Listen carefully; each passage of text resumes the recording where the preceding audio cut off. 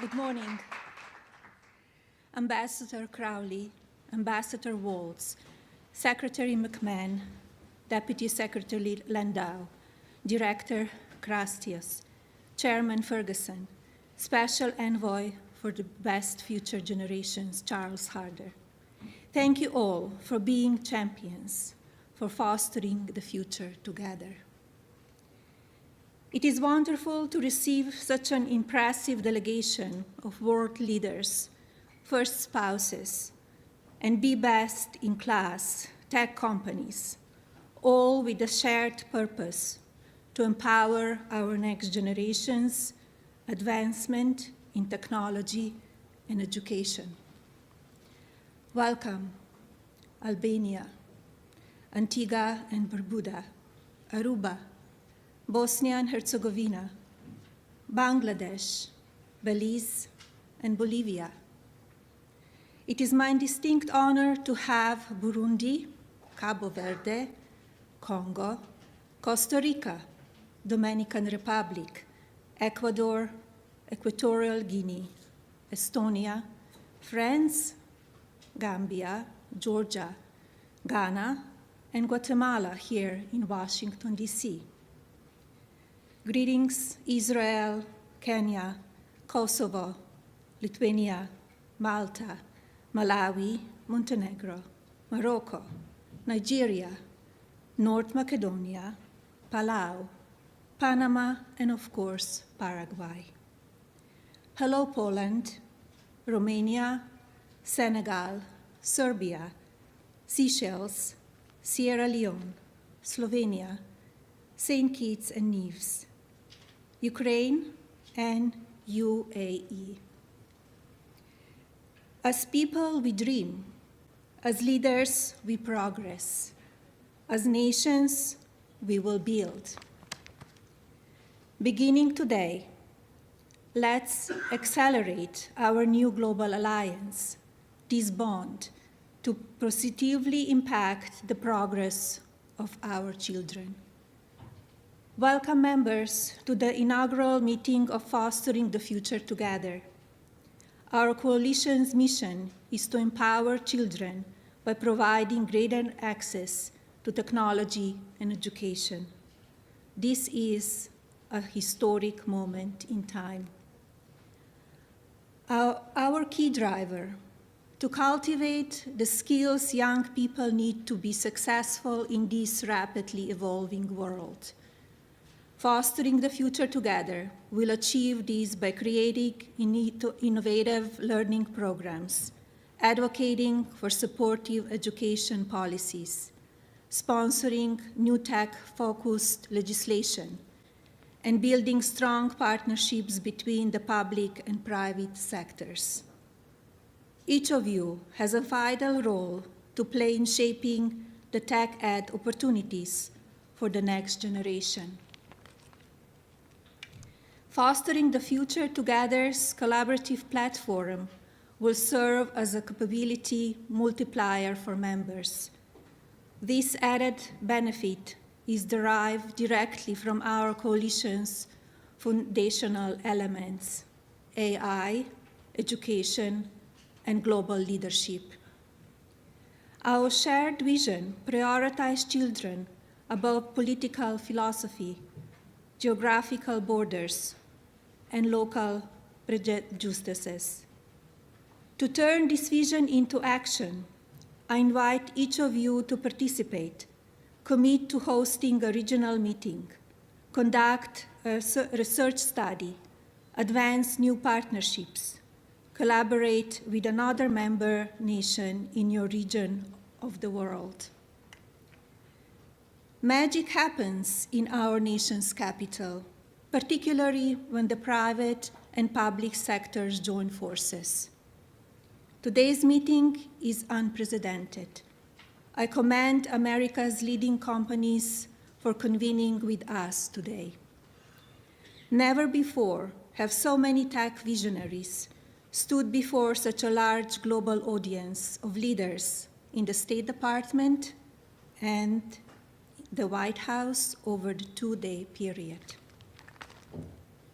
Nowhere else could such a concentration of excellence be assembled, from AI pioneers like OpenAI, Palantir, and xAI, to tech platforms like Google and Meta, creative engines like Adobe and Microsoft, plus human connectivity through Zoom communications. This room is filled with extraordinary human capital. Leaders, harness it to elevate your children, to empower your people, and to accelerate your economies. Our Coalition for Leaders will improve our future, but only by supporting concrete initiatives that equip young people with the skills and knowledge they need. Together, let's invest, expand success, and create opportunities for education and technology. I wish everyone great success during Fostering the Future Together's Global Coalition Summit. There is much to accomplish over this two-day period, and this is only the beginning. Thank you.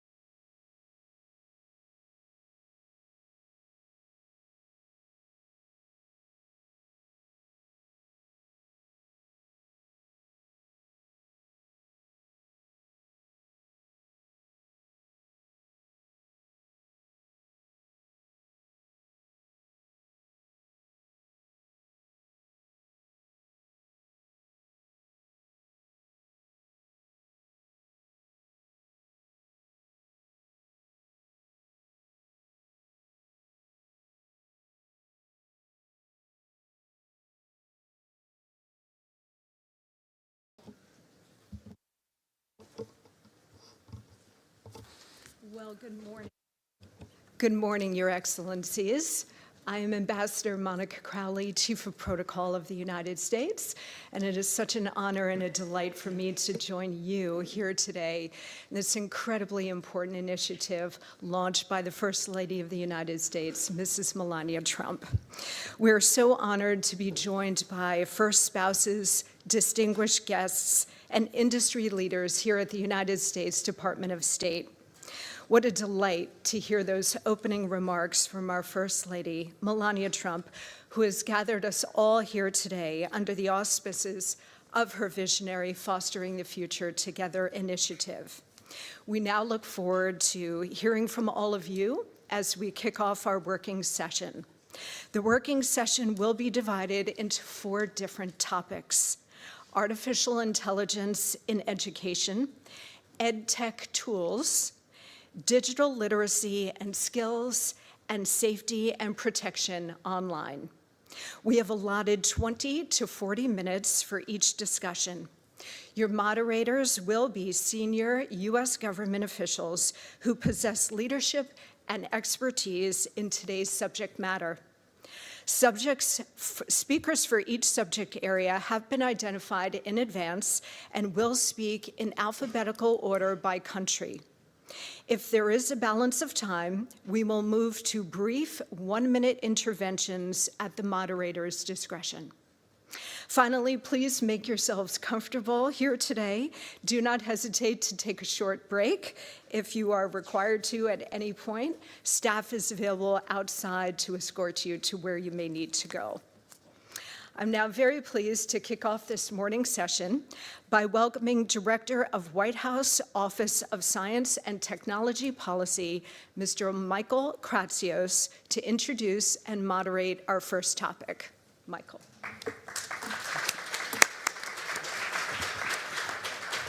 I want to thank First Lady Melania Trump for hosting today's Fostering the Future Together Global Summit.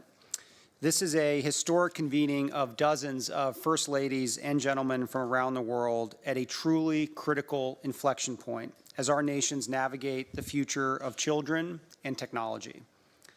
As a President's National Science and Technology Advisor, I work closely with the First Lady and administration leaders here today on policies to ensure America's children can thrive in the digital age. Just last week, the White House released a national legislative framework for AI, which called on Congress to strengthen online protections for children.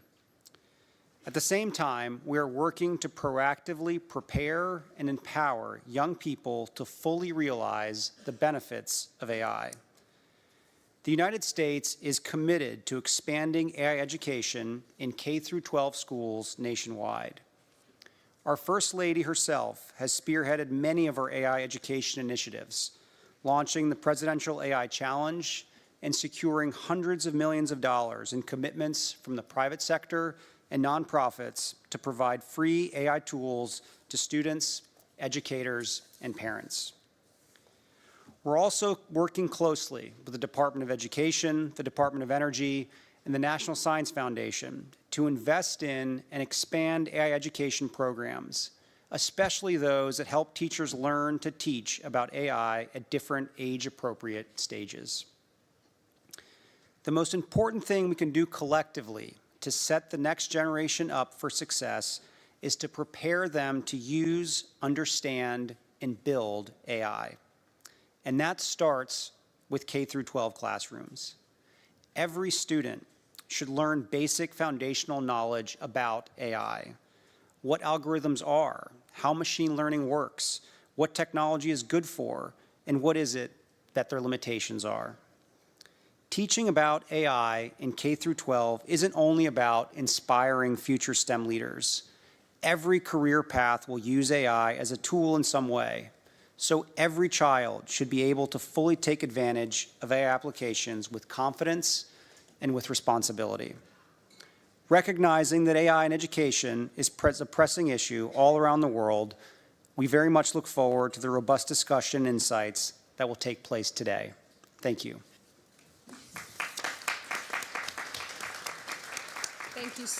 Thank you so much, Mr. Kratsios. Okay, let's open our discussion here today. I would first like to invite the First Lady of Bosnia and Herzegovina, Mrs. Mirela 𝗟𝗃𝗃. Her Excellency, where are you, please, ma'am? Here. There you are. Please, the floor is yours. Thank you. Respected First Lady Melania Trump, esteemed First Ladies and Gentlemen, Excellencies, distinguished guests.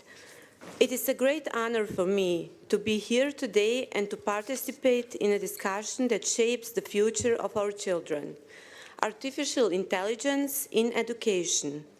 I thank the First Lady Melania Trump for the invitation and for her initiative to bring us together to discuss this important topic. Today, we live in a time of rapid technological changes. Artificial intelligence is already changing the way we learn and communicate. Children who sit in classrooms today are growing up in a digital world. Because of this, education systems must find ways to use technology responsibly and for the benefit of students. Artificial intelligence can be a powerful tool in education. It can help teachers better understand the needs of students and help children learn at their own pace. But technology itself is not a solution. Teachers remain essential for the development of curiosity, values, and responsibility in children. It is therefore important that we use artificial intelligence as a tool of support to teachers and not as a replacement for them. In Bosnia and Herzegovina, we also recognize the importance of the digital transformation of education. Our universities and researchers are increasingly working on the development and application of artificial intelligence, and in our education system, we are strengthening students' digital competencies. Children learn how to use technology, but also how to think critically and responsibly. At the same time, we are aware of the challenges. Questions of ethics, security, and the protection of children is the digital space must be at the center of our policies. As a mother, I believe that education is the most important investment in the future. Our responsibility is to give children the knowledge and values to use technology in a way that connects people and builds a better society. Thank you for your attention. Thank you so much, Your Excellency. Now I am pleased to invite the First Lady of the Republic of Burundi, Her Excellency Angeline Ndayishimiye. Madam. Excellence, Madame Melania Trump, Première Dame des États-Unis d'Amérique, Excellence, chères sœurs, Première Dame, Mesdames et Messieurs, tout protocole observé, bonjour. C'est avec une grande joie de parler avec vous du rôle que joue la technologie, l'éducation, l'intelligence artificielle et la littératie numérique.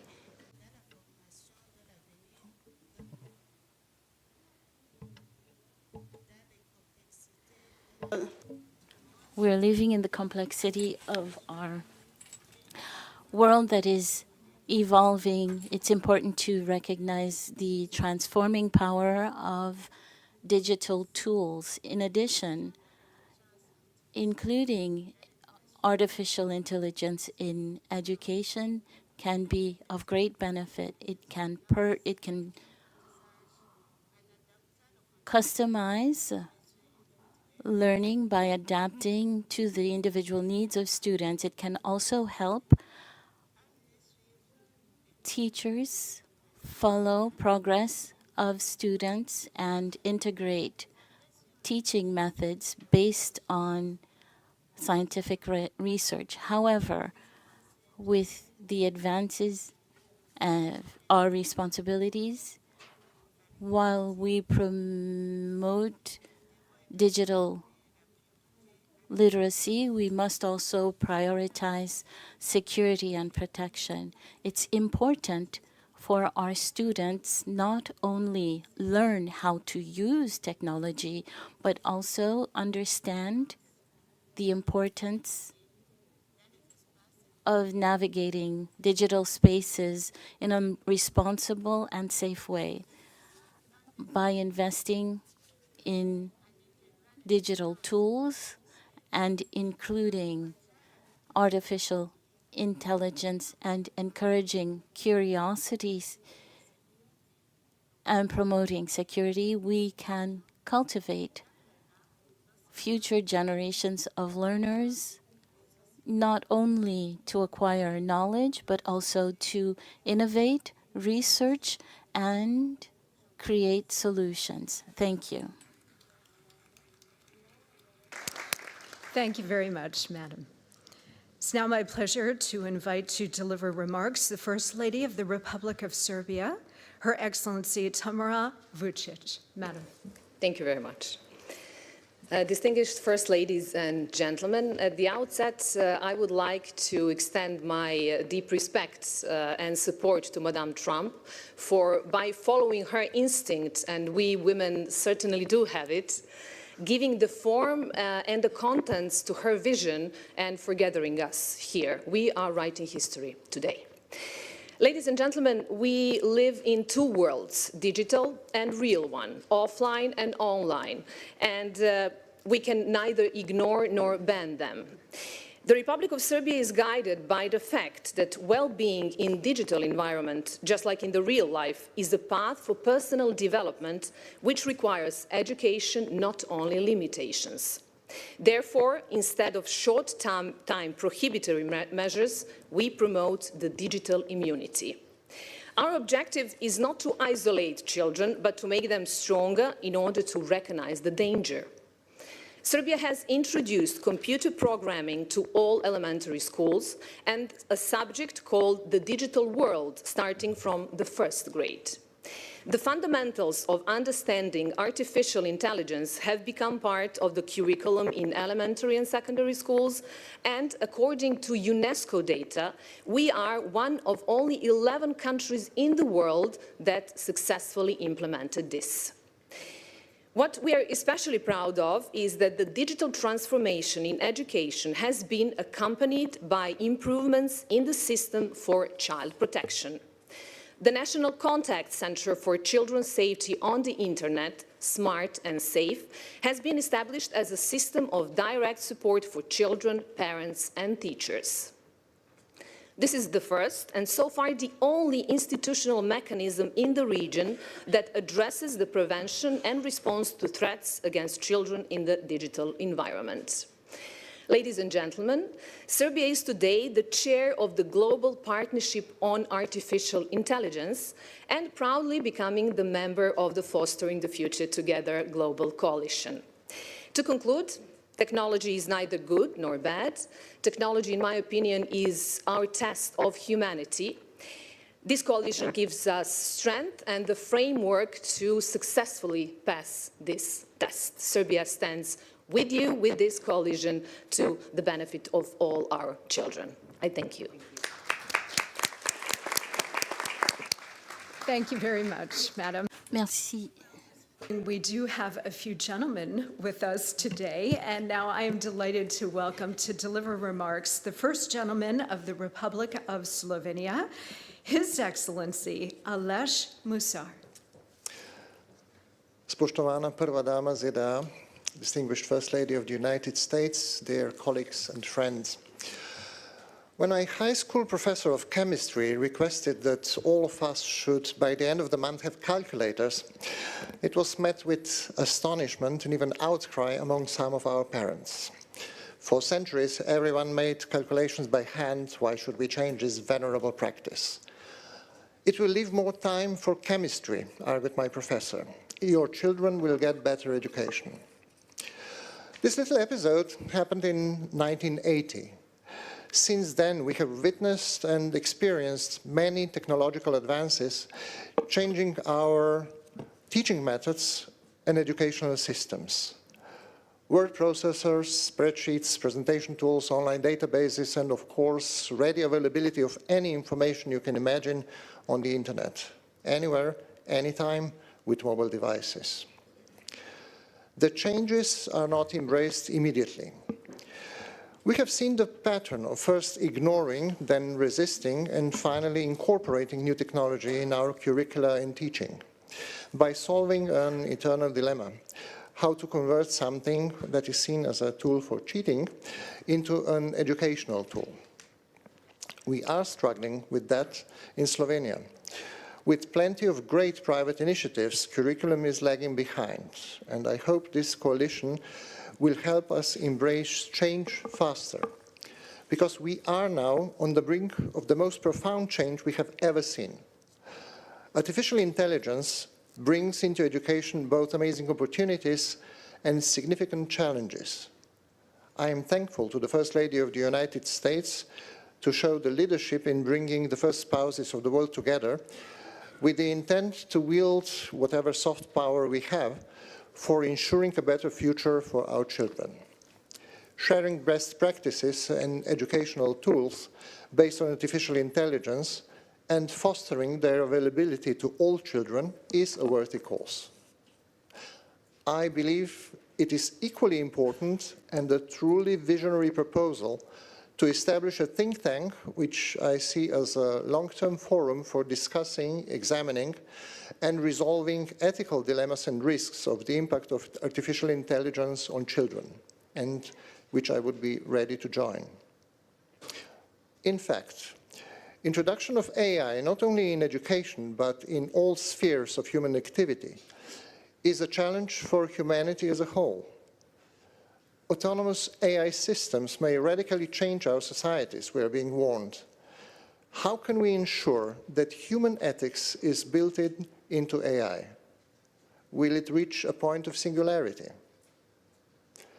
Humanity has solved these dilemmas more or less successfully many times in the past, in science fiction books and movies. Now we have to do it for real. We only have one shot. We better get it right. Thank you. Thank you very much, sir. I am now very pleased to welcome the First Lady of Ukraine, Her Excellency Mrs. Olena Zelenska. Thank you so much. Dear distinguished guests, dear colleagues, I'm honored to join the Fostering the Future Together coalition, and of course I want to thank the First Lady Melania Trump for this important initiative.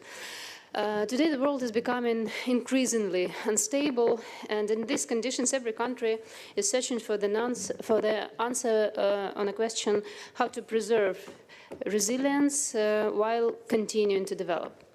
And Ukraine already has this answer. It would be no exaggeration to say that besides the resilience of our people, it is precisely digital systems that help Ukraine remain functioning state even during a war. Since 2019, we've been developing a state in smartphone model, a model in which key public services become accessible anywhere through a simple digital interface.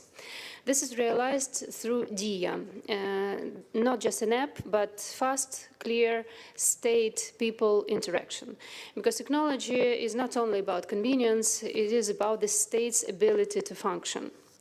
And while digitalization ensures nations' resilience, education determines its future. For us, this is the matter of principle. No child and no adult should lose access to education regardless of the circumstances. That is why we are building a comprehensive digital education ecosystem. An important part of it is DIA Education. This is a national edutainment platform that combines learning and practice with a focus on skills needed in a modern world. That platform offers hundreds of educational products, short video courses, real-life job stimulators, interactive modules, and certification programs. On the DIA Education platform, a dedicated section is about online safety and cyber hygiene. The content is adapted to different ages and different levels of proficiency. We view cyber hygiene as a new basic skill.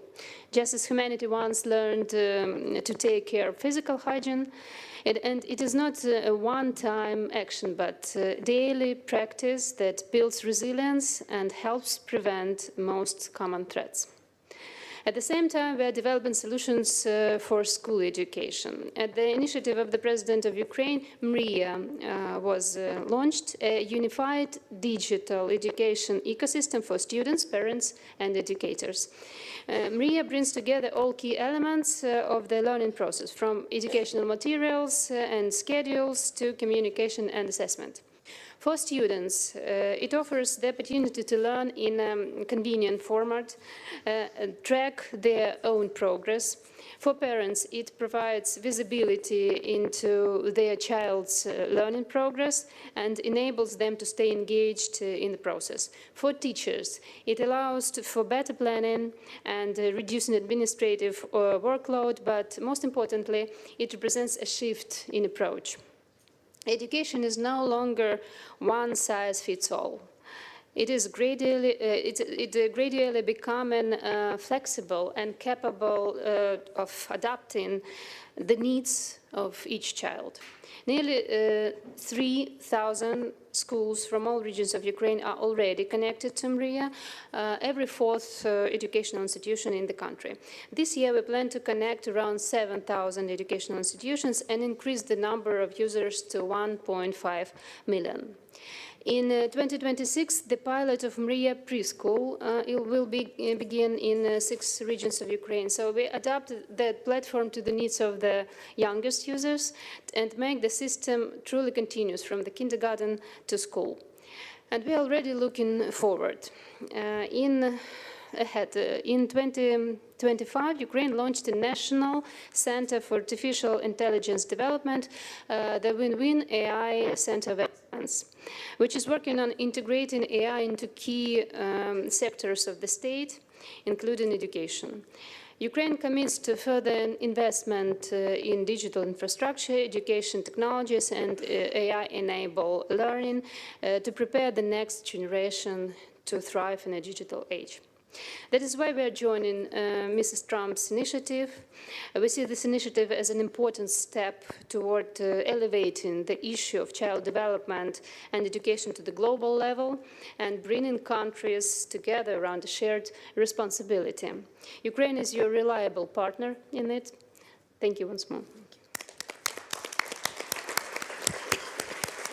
Thank you very much, Madam. Now I am delighted to welcome the partner of the President of the Republic of Romania, Mrs. Mirabela Grădinaru, for some remarks. Thank you. Dear First Ladies and Gentlemen, esteemed participants, first of all, I want to extend my gratitude to our gracious host, First Lady of the United States, Mrs. Melania Trump. I believe that this initiative is a very valuable one, generating momentum, visibility, and much-needed dynamism in this field. At the same time, it is crucial that we are having an integrated approach, better linking education, innovation, and technology. I look forward to start working closely with First Lady Melania Trump and everybody around this table within the framework of this project for developing concrete initiatives and achieving tangible impact in advancing digital education, safe online practices, and media literacy for children worldwide. I will not take up much of your time today, as we will be sharing our more in-depth views tomorrow. Before I finish, I want to introduce the two Romanian experts I brought with me. Andrada Morar is the Vice President of UiPath for Customer Experience and Global Partners. UiPath is Romania's first unicorn company, and it is a leading robotic process automation, RPA platform, designed to automate repetitive, time-consuming tasks by creating software robots. And Robert Beza is the Executive Director of Edge Institute Romania, a very active think tank dedicated to accelerating our country's digital transformation. Robert and his team bring together experts from business, technology, and academia to propose public policies and strategies aimed at boosting Romania's economic and digital competitiveness through the right approach, especially on education. Thank you, and I am looking forward for the insightful discussions today.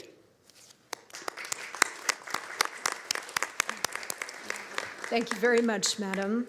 Now I'd like to invite the First Lady of the Republic of Estonia, Mrs. 𝗟𝗶𝘃𝗲.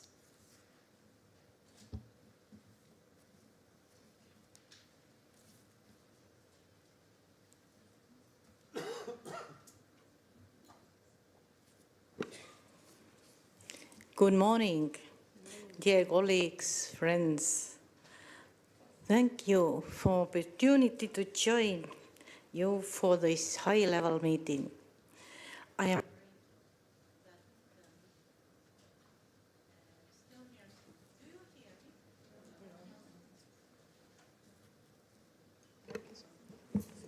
Maybe you can. No. Okay. I got very. Yes, now we can hear you. I got very good friend here. Thank you.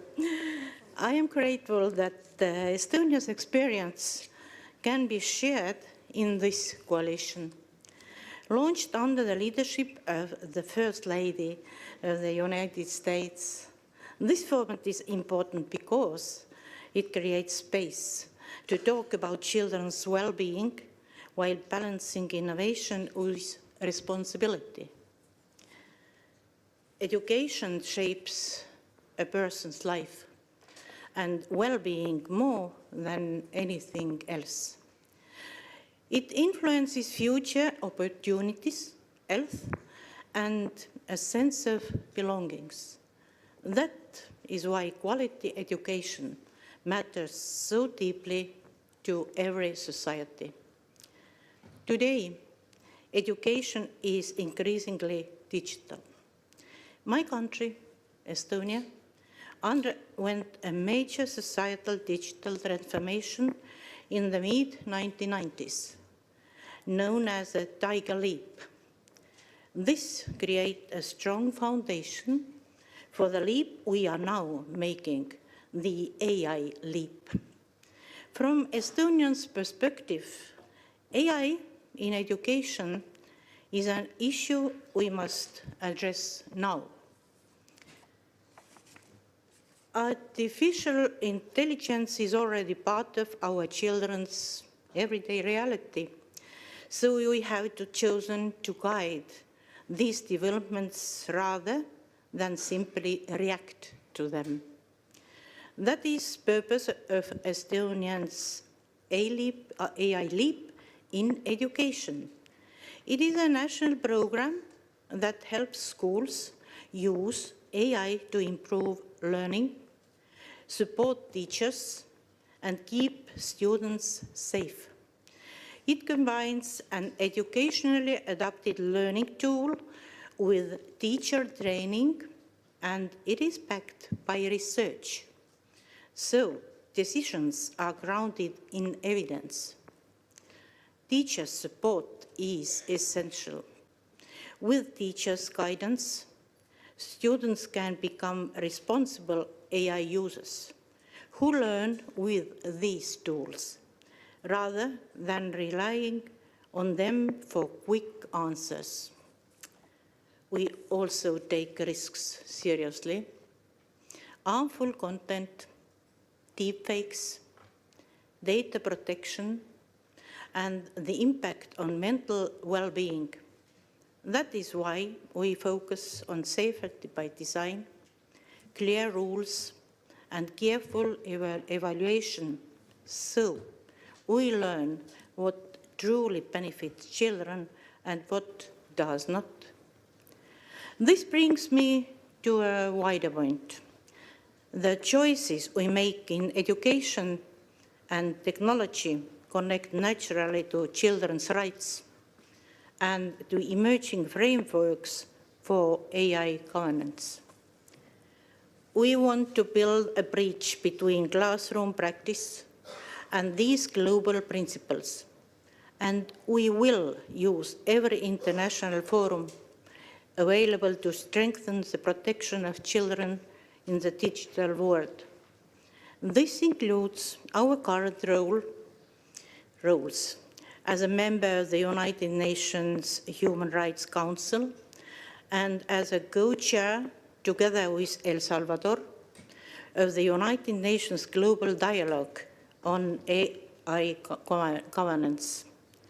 In 2026, Estonia is also honored to serve as a chair of the executive board of UNICEF. We aim to convene a special session of the executive board on innovation in education. We wish to raise awareness of the opportunities that technology offers to make education more accessible for children, as well as the need to ensure these technologies are safe and secure. Thank you for your commitment to children, to learning, and to a safe future in the digital age. Thank you, everybody. Thank you. Thank you, Madam. Now I'd like to invite the First Lady of the Republic of Costa Rica, Her Excellency 𝗟𝗶𝘃𝗲. Good morning. Welcome. 𝗟𝗶𝘃𝗲. First Lady Melania Trump, Excellencies and fellow First Spouses. Thank you for bringing us together, and thank you also for coming together. This coalition matters. It matters because the digital world is no longer a separate place where our children go. As the First Lady of Estonia mentioned, it is the environment in which our children live. Environment that shapes their minds every day and in real time. Artificial intelligence is already in their phones, it is in their homework, It is in the very question they ask about the world. As we gather here today for the initiative Fostering Future Together, the question before us is simple yet profound. Will we guide them, or will we leave them to navigate this frontier alone? In Costa Rica, we chose to act early. In 2024, we launched our National Artificial Intelligence Strategy, and this is the first of its kind in Central America. From the very beginning, we made one decision clear. Children come first. And this is not a technical issue for us. It is a public responsibility. We are building our artificial intelligence with ethics, with safeguards, and with a human-centered purpose. And we are already seeing the results. Today, over half of our teachers using artificial intelligence to support students with special needs or spark innovation, and this is a rate well above the OECD average. To ensure that our teachers are never left behind, we also created one of the world's first national artificial intelligence guide for educators. This guide ensures that technology serves as a partner that automates routine tasks, giving our teachers back time they need for what matters. And this is socio-emotional support of our students. We are also providing that innovation has no borders. In Costa Rica, internet access is a constitutional right. And we have reduced the digital divide in vulnerable communities by 22 percentage points. Through our Hummingbird project, we are bringing artificial intelligence-driven literacy to our most remote one-teacher schools in the mountains and coasts, ensuring that a child's zip code never defines their digital destiny. But let us be clear. Access without safety is not progress, it is exposure. When technology arrives before guidance, we see confusion and misuse. That is why we are strengthening our laws against digital grooming and bolstering cybersecurity. Innovation must never come at the cost of child's dignity and security. Excellencies, this coalition gives us a rare opportunity to move from isolated efforts to shared global principles. And we must shape it together with intention and with the belief that every child, everywhere, deserves a future where technology expands their potential without ever diminishing their humanity. Thank you very much. Thank you so much, Madam. For our final speaker on artificial intelligence in education, I would like to invite the First Lady of Georgia, Ms. 𝗟𝗶𝘃𝗲, please.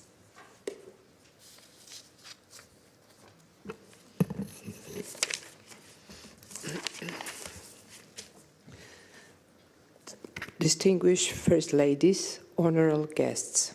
First, I would like to convey my heartfelt thanks to our host, Mrs. Melania Trump. The history will remember her, who brought around 45 nations together and turned a mother instinct into a global movement. I represent the nation with a history stretching 3,000 years. Georgia, a country was once ruled by Queen Tamar, the first ever woman royalty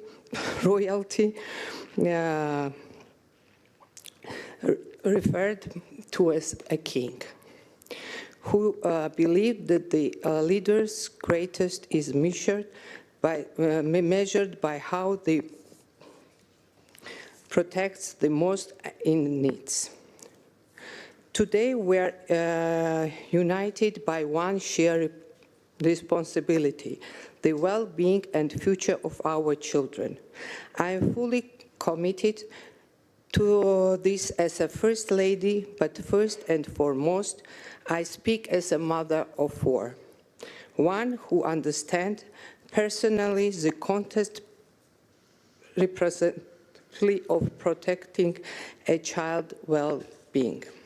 Every parent who knows the quiet tension we carry, the will to protect our children from harm, at the same time allowing them the freedom to grow, to explore, and the benefit from the opportunities of the rapidly advanced world. This balance is not simple. It is a daily struggle, silent, invisible, but very real, shared across families everywhere. We cannot choose between safety and development. Our responsibility is to ensure both. This is why thoughtful solution matters so deeply. Solution that allows our children not only to strive and to innovate, but also remain open, curious, and connected, free to play and engage and step into the future with confidence. In Georgia, we're undertaking important steps towards comprehensive digital transformation. Our nation approach is guided by the principle of the middle way, a framework that seeks to balance technological innovation with the protection of human dignity, fundamental rights, and above all, children's safety. Thank you for your attention. Thank you, Madam, and thanks to all of you for a very interesting and very important initial conversation on AI in education. I would now like to welcome the U.S. Secretary of Education, Linda McMahon, to introduce our second topic.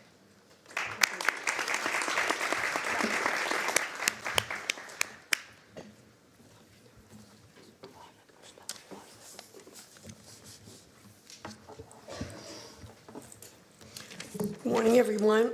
It's indeed a pleasure to be here with you. Thank you, Ambassador, for having me this morning.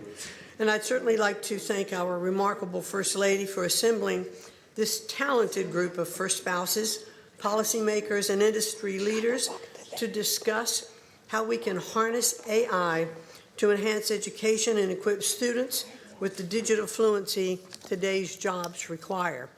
And just to step aside for 1 second from my prepared comments, I would just like to say how impressed I am with all of the comments that I have heard so far this morning. The sharing of the thoughts of mothers, of leaders of countries who bring their passion for not only their own children, but the children of their countries. So I welcome those remarks. I am so grateful to hear this and for all of us to understand that there is no one-size-fits-all, and that as we all are in our respective countries and communities and industries, thank you all for this devotion and commitment to not only embracing AI, but to also understanding its use as a tool, but that it must have guardrails so that our children are protected and can benefit from the greatest aspect of embracing this technology. So thank you for that. Artificial intelligence is a technological leap on par with the invention of the printing press and the rise of the internet. It is no longer just a transformative technology, but a foundational one that is already shaping the world around us. In education especially, it can serve as a powerful equalizer, opening doors of opportunity for students and expanding access to quality learning. And I've seen this firsthand in my 50-state tour while visiting the Alpha School in Austin, Texas, where each student has an individual AI tutor for the first 2 hours of the day that can identify their individual needs and help remediate their lagging learning spots. The genius of the Alpha School is how an AI-supported, customized learning path is guided by a teacher to personalize support for each student, to help students explore their life goals and to teach them the skills necessary to achieve them. As a result, their students are mastering material at a pace over 2 times faster than national benchmarks. Seeing models like this of success around the country demonstrates why the responsible integration of AI in our classrooms has been a top priority of mine as the Secretary of Education. We have already dedicated millions of dollars in grants to support projects that use AI to bolster student access and success, and we are proud to support the First Lady's Presidential AI Challenge, which has inspired citizens to submit AI proposals and technologies that solve problems in their communities. But this is only the beginning. Under the First Lady's leadership, today's discussions will help us envision a set of best practices for AI in education worldwide. Together, we can show how proper use of ed tech tools, including digital assessment programs, immersive simulations, and adaptive learning systems, can be an enhancement to, not as a replacement for, human-centered classroom instruction, while simultaneously equipping students with the digital literacy they will need throughout their lives. And if we're able to scale these resources effectively by investing in AI infrastructure and training, we can offer expert instruction across countless fields to higher volumes of people at a fraction of the cost. I'm looking forward to learning from you all today and seeing how locally led innovation and national ingenuity can come together to forge a brighter future for our students and ensure that they are prepared to thrive in an economy that still depends on capable and skilled people. And thank you once more to our amazing First Lady and to President Trump for his visionary leadership. And I look forward to listening and hearing to all of you a little bit later in our discussions. Thank you so much for having me and for sharing with me what you are doing already in your countries and for the incredible opportunity and responsibility that we all have before us.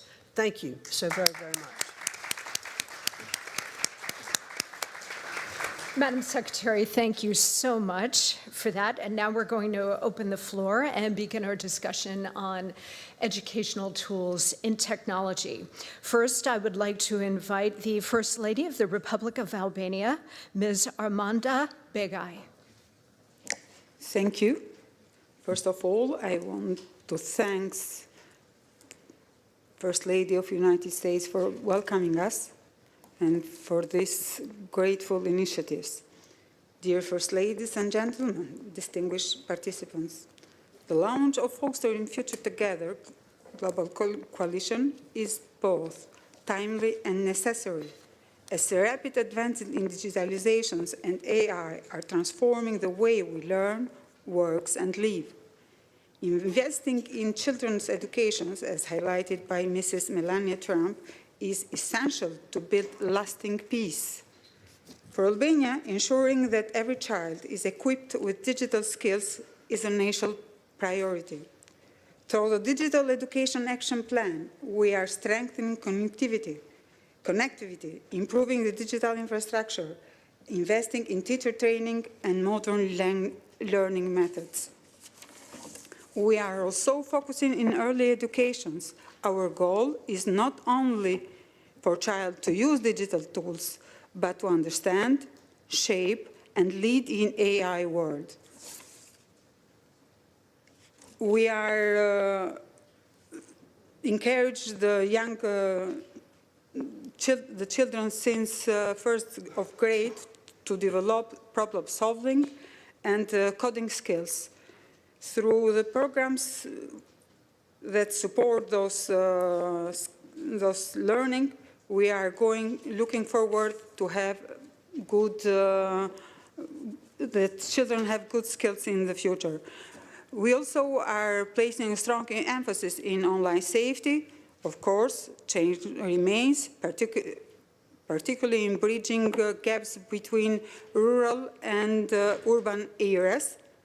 And in this regard, we strongly support the objective of coalitions, especially its efforts to make advancing technology accessible to children, educators, and families. Albania is looking forward to work all together in this new world, AI age. Thank you. Thank you, Madam.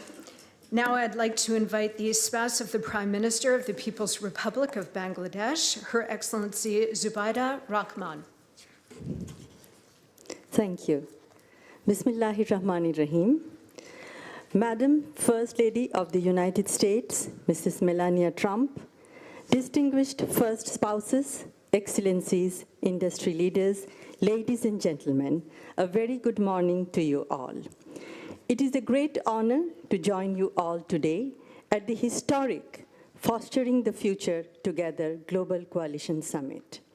I sincerely thank the First Lady for bringing us together from across the world for a cause that touches every nation, the promise and potential of our children. We recognize that the future of every country is written in the lives of its children. The care we provide today, the education we invest in, and the values we nurture will shape the nations they build tomorrow. I come here at an important moment for my country, under the leadership of my husband, Tariq Rahman, the Prime Minister of Bangladesh. Our recently elected democratic government has taken office with an overwhelming mandate to build a more inclusive and forward-looking nation. Our government has already launched initiatives such as the Family Card and Farmers Card, providing financial benefits that strengthen households and also ensure children grow in secure, nurturing environments. As a medical doctor, I'm deeply committed to ensuring accessible, quality health care for every child, focusing not only on treatment, but on prevention from the earliest stages of life. My work with the 𝗟𝗓 Rahman Foundation and 𝗟𝗶𝘃𝗲 has further strengthened my dedication to advancing education, youth development, and community well-being. We believe that responsible use of artificial intelligence can transform education, especially in countries like Bangladesh, where access to trained teachers and resources remain uneven. Our government is equipping both teachers and students with the tools they need to thrive in a digital age. Our government is providing teachers with tablet computers, updating teaching materials, digital curricula, and innovative methods. Classrooms are evolving to include multimedia contents, encouraging teamwork, creativity, and moral development. Technology, particularly EdTech, plays a central role in reducing disparities between urban and rural communities. At the same time, we are committed to ensuring the safe and ethical use of these tools so that children grow in secure and supportive environments. Bangladesh has a strong legacy in empowering women.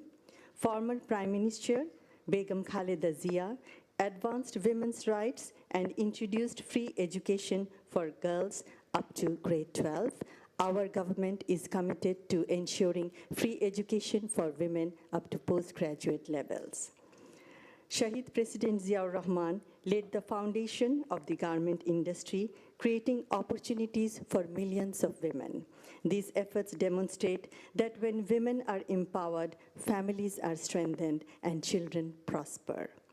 We also recognize the importance of partnerships. By working with the private sector and our global partners, we aim to expand safe digital spaces, train teachers, empower parents, and improve the quality of education for all. With strong technological cooperation, we seek to connect every region, protect every child, and personalize every learning journey.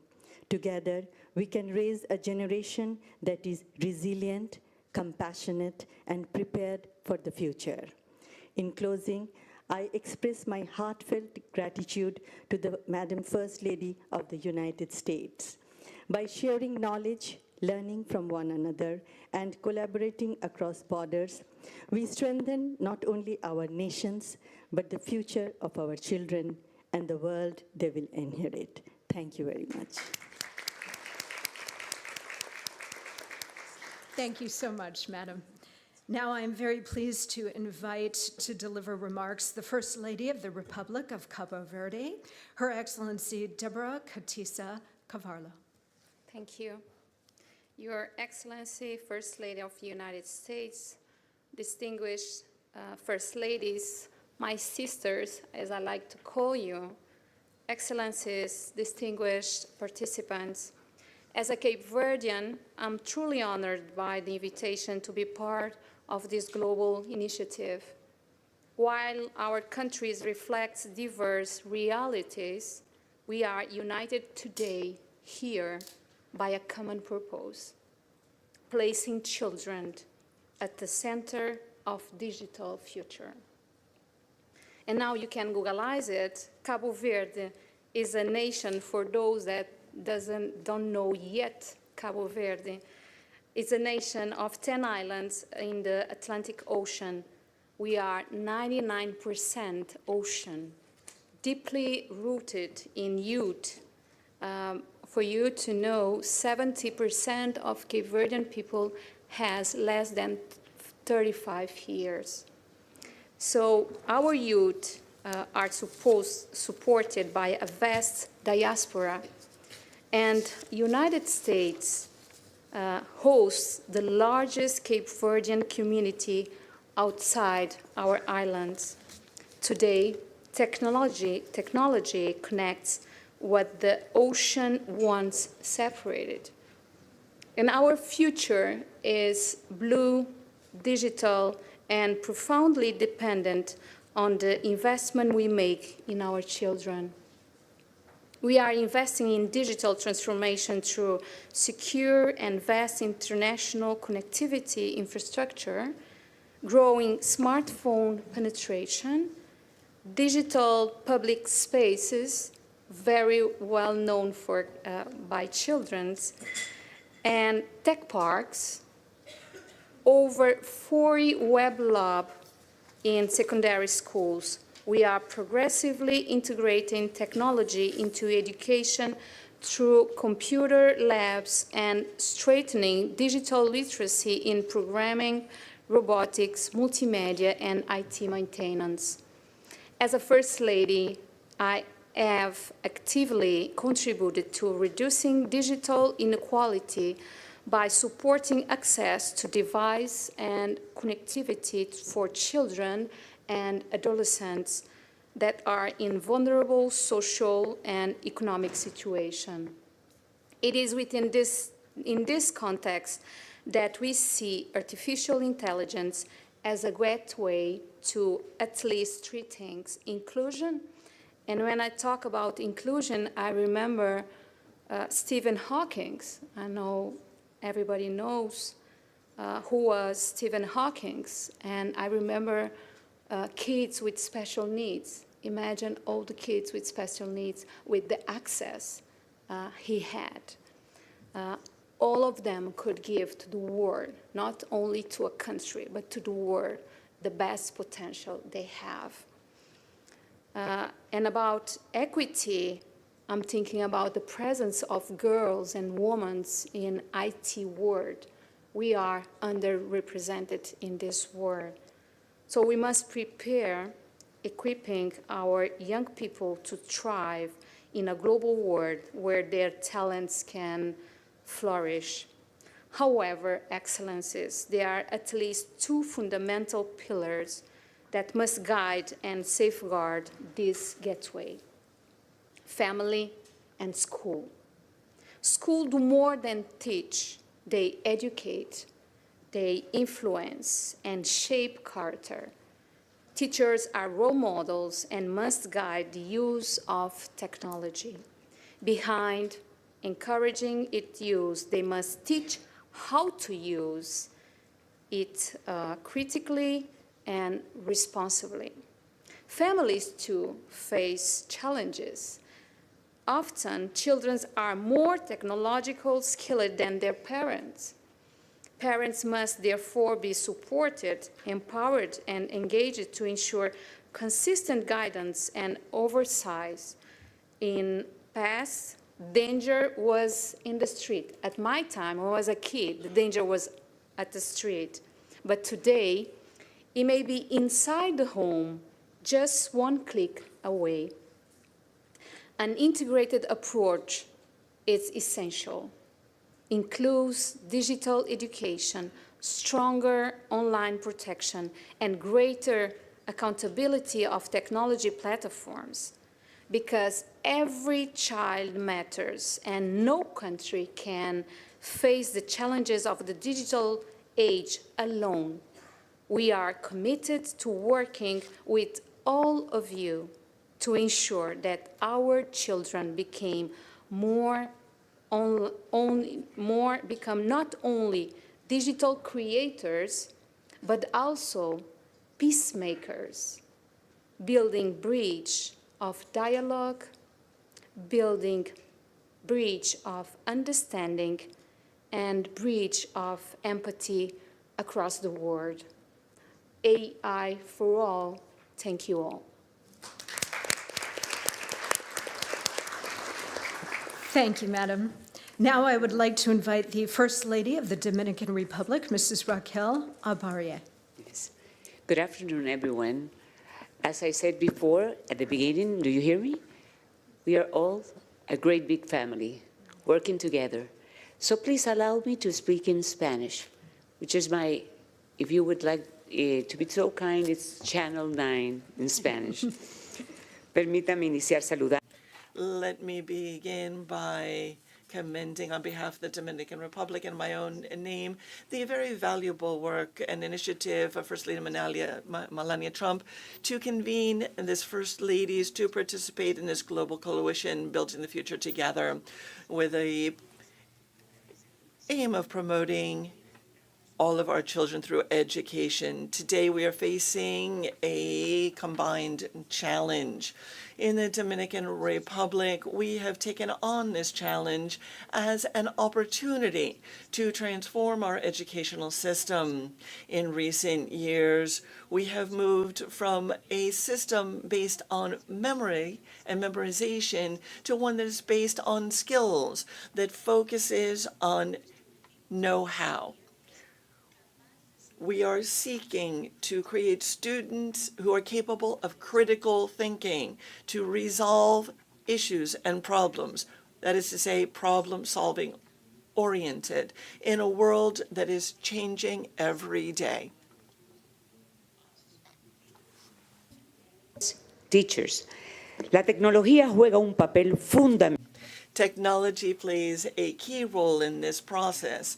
Today, it is an ongoing aspect, and it is part of everything that we are doing. It is cross-cutting in this regard, and we are training our teachers. We need to train our teachers, ensuring that technology is a teaching tool that is, in its essence, effective.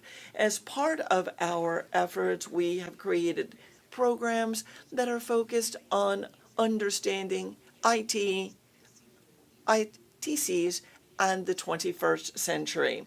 One example is our educational robotics program, in which over 800,000 students have participated, strengthening capabilities in STEM, specifically through different competencies. Today, we understand that English is the language of technology, and as such, we've created the program English for a Better Life, which currently serves 82,000 secondary school students. Similarly, we are encouraging programs of inclusion and innovation that expand access to quality education through the use of technology. Lastly, let me highlight the responsible and safe use of digital tools backed by policies in data protection and cybersecurity. The Dominican Republic reaffirms its commitment to not fall behind and specifically to not leave behind future generations. Through our 2030 digital agenda, we are working to create future citizens that are capable, responsible, and that they understand what the responsible use of technology and AI means. Thank you to Melania Trump, distinguished first ladies and gentlemen, everyone. I am confident, fully confident, that this coalition will foster new and improved best practices for all of our boys, girls, and adolescents. Thank you. Muchas gracias, Madam. Now I would like to invite the First Lady of the Republic of Guatemala, Her Excellency Lucrecia Eugenia Penado Villanueva. Thank you for the opportunity, Your Excellencies. Mrs. Melania Trump, First Lady of the United States, and all other spouses of heads of state and distinguished guests. For Guatemala, it is an honor to participate in this initiative, Fostering the Future Together, and reaffirm of our compromise to a shared goal of protection and innovation, as well as education for children. I will also invite you, as we are in the American continent, to please use the adequate channel to listen to the rest of my participation in Spanish. For Guatemala, managing the digital transformation as a strategic priority in public policy is one of our priorities. And it is not only a priority, a technological priority, rather it is a priority that is deeply centered on people, on their dignity, and on their rights. Our goal in our country is to train students, teachers, their family, and our communities in general using direct information that is critical, creative, and responsible so that we are ready to face the new era of this new wave of technology. We have a national strategy that consists of 4 pillars. First of all, there is a component of inclusion and cultural belonging, as there are 17 million people in our country, and half of our people live in indigenous communities, mainly of Mayan origin, as well as Garifuna, or Afro-Guatemalan, and Xinca. We have 22 languages that are spoken in the country, different from Spanish, with 7 to 9 of them being the predominant languages. Therefore, as a multicultural country, we are developing digital content and educational models that reflect our cultural diversity and our linguistic diversity for both teachers and students, so that they are able to use digital tools effectively. We seek to constantly respect our linguistic diversity and the local contexts in which these digital tools are to be implemented. For quite some time now, we have had intercultural bilingual educational programs. What do I mean when I say bilingual? I mean that Spanish may not be the mother tongue of the majority or a good part of our population. Therefore, the new revolution of artificial intelligence and this new phase in the digital era needs to include training in the languages that I mentioned, Maya, 𝗟𝗶𝘃𝗲, and Xinca, whereas digital tools may allow these students and teachers to learn and teach in their own languages and in their own cultural contexts. In addition, we have digital literacy and increased access to digital tools. We are creating capacities in our entire educational system to ensure that students and teachers are able to use digital tools effectively. When it comes to artificial intelligence in education, we are also working on including it responsibly to promote personalized education and decision-making that is based on data and guided by UNESCO principles that ensure an ethical, person-centered focus and centered on people's rights. Next, we have online security.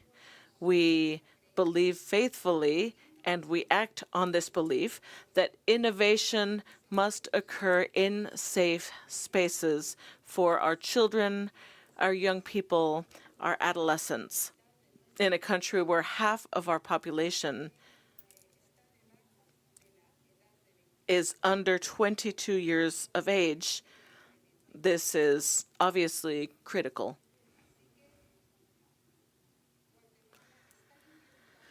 Guatemala, then, is implementing actions at the national level that are coordinated to prevent digital risks. These include strategies led by our Office Against Sexual Violence, Exploitation, and Human Trafficking. We also recognize that this challenge evolves quickly. There are new threats, such as damaging content generated by AI itself, by other encrypted platforms, and transnational exploitation networks. Therefore, we need more coordination at the institutional level. We need to be better able to investigate digital crimes, and we need a more integrated response at the national level. We are committed to that, and that is what we are currently doing. So we strengthen existing platforms to manage prevention and response to these threats. There are digital complaint mechanisms, prevention campaigns, and coordination mechanisms at the interinstitutional level that bring together education, security, and child protection.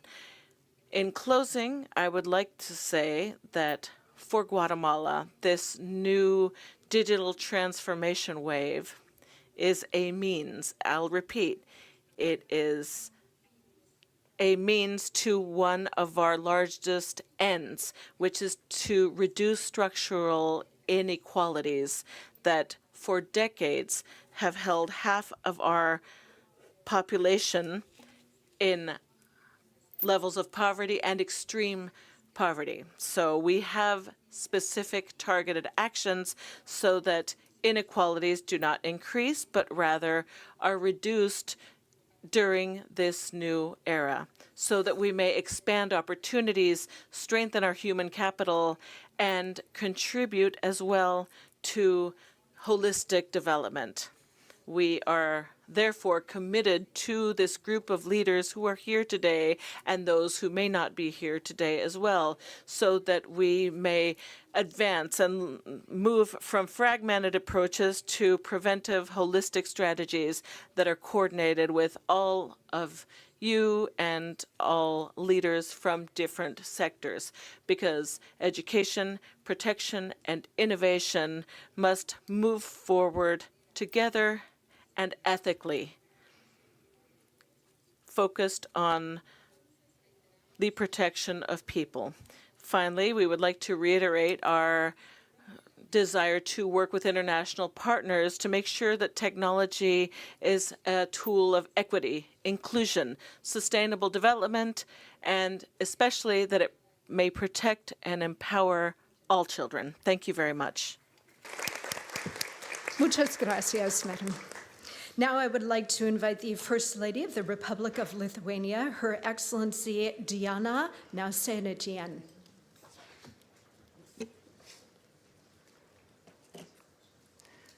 Honorable First Ladies and gentlemen, distinguished participants of this historic event. We are all living in an era when artificial intelligence expands in all areas of our human life, and it's even catching up with its creator. Timely beginning of a discussion on what the development of AI means for our future is crucial. We must speak about both great opportunities ahead and the potential dangers. This makes it essential to listen to academic analysis, scientific forecasts, and experiences of different countries. It's very important that the First Lady of the United States of America, Melania Trump, proactively leads and has launched a significant global initiative.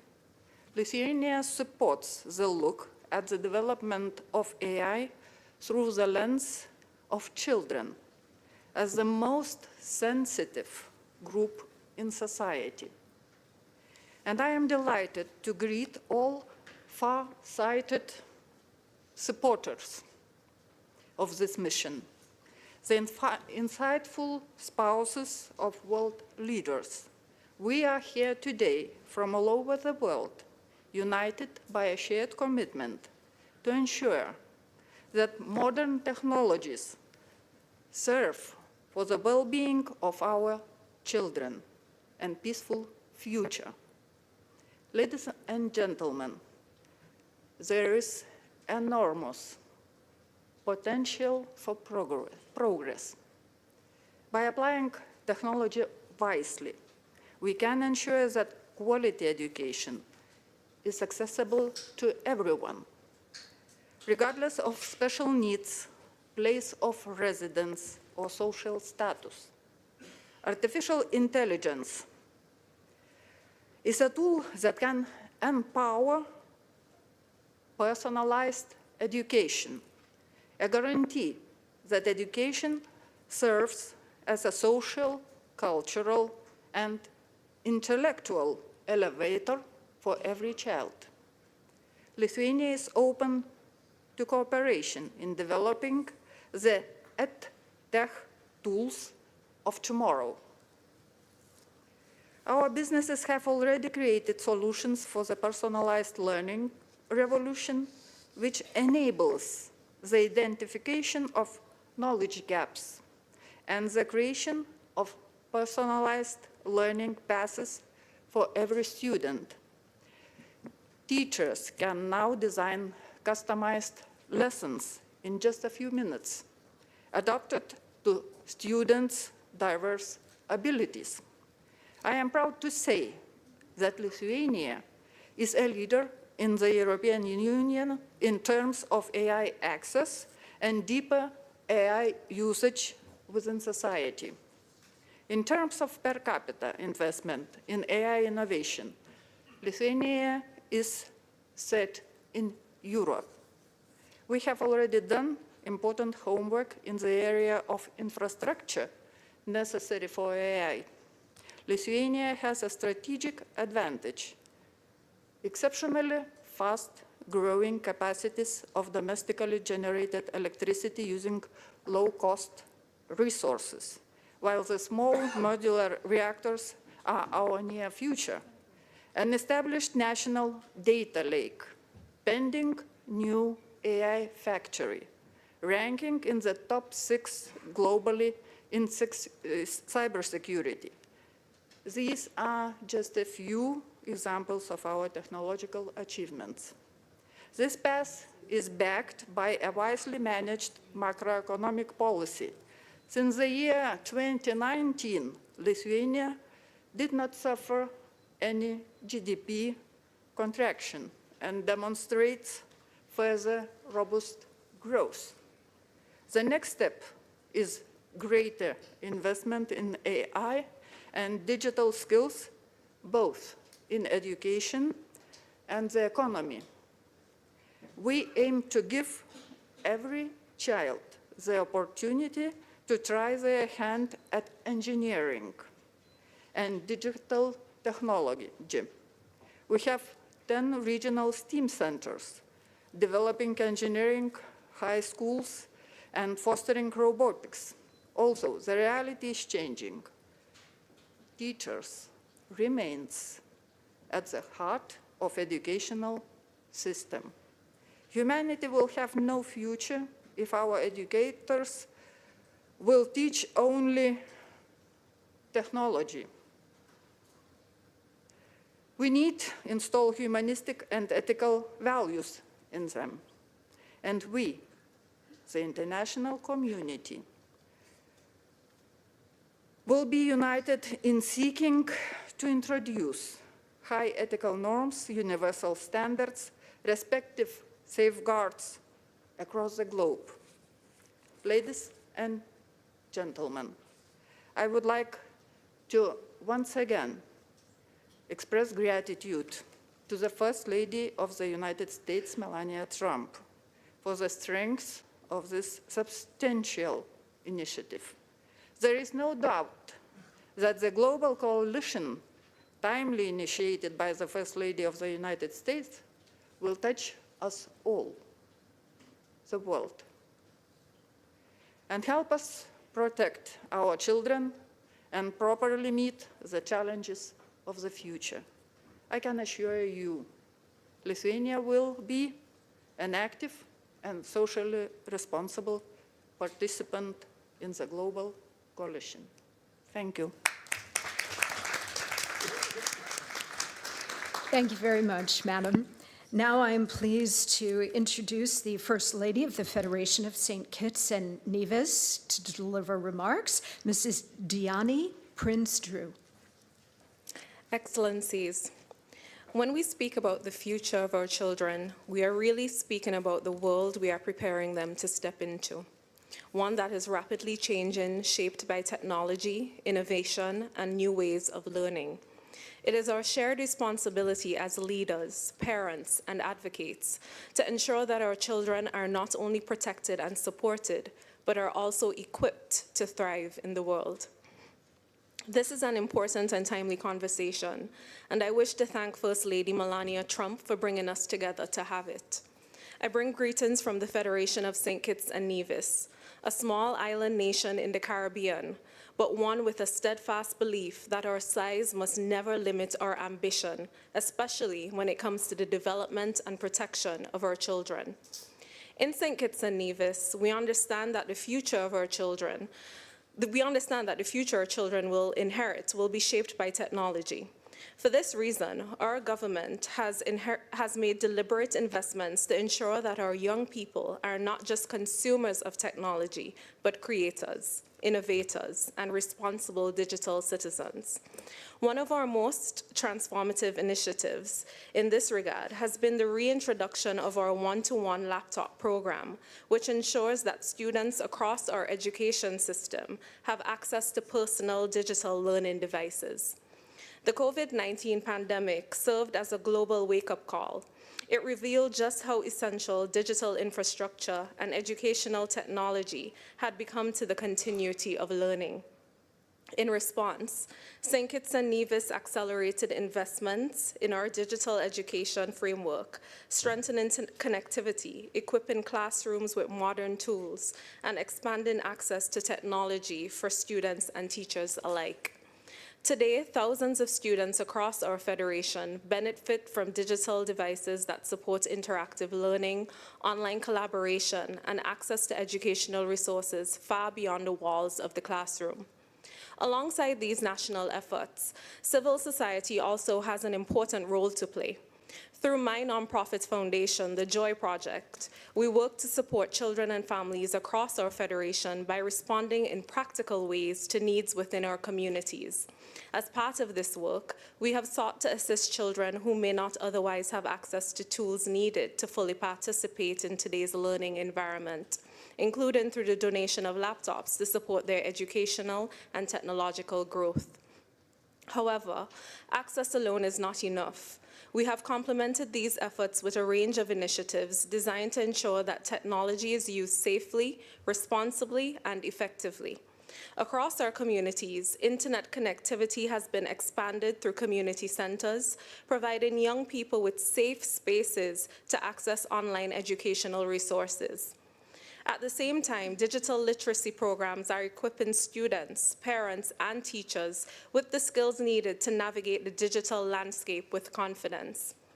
Importantly, we are also placing strong emphasis on online safety and digital protection, ensuring that our children engage responsibly online, recognize risks, and protect themselves in digital spaces. For us, educational technology is not simply about devices in classrooms. It is a gateway. It opens doors to deeper engagement with the fields that will define the future, including coding, data science, artificial intelligence, and robotics. In St. Kitts and Nevis, this journey has already begun to bear fruit.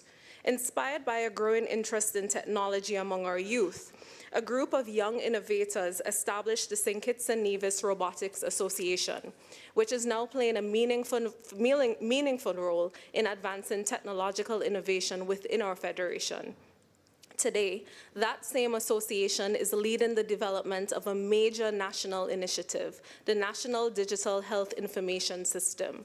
This project aims to modernize healthcare data management through secure digital platforms that will integrate electronic health records, laboratory systems, pharmacies, and diagnostic imaging, enabling real-time access to patient information and improved health planning across our country. What makes this achievement especially powerful is that it reflects a simple truth. When young people are given the tools, the training, and the trust to innovate, they do not merely participate in national development, they help to lead it.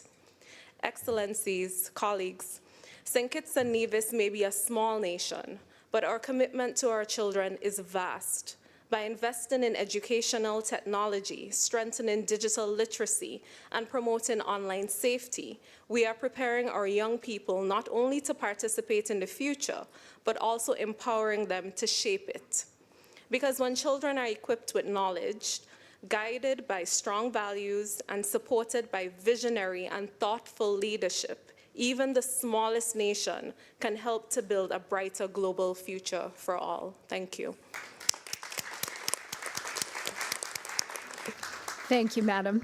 And for our final speaker on this topic of education technology or EdTech tools, I would like to invite the First Lady of Equatorial Guinea, Her Excellency Constancia Mangue de Obiang.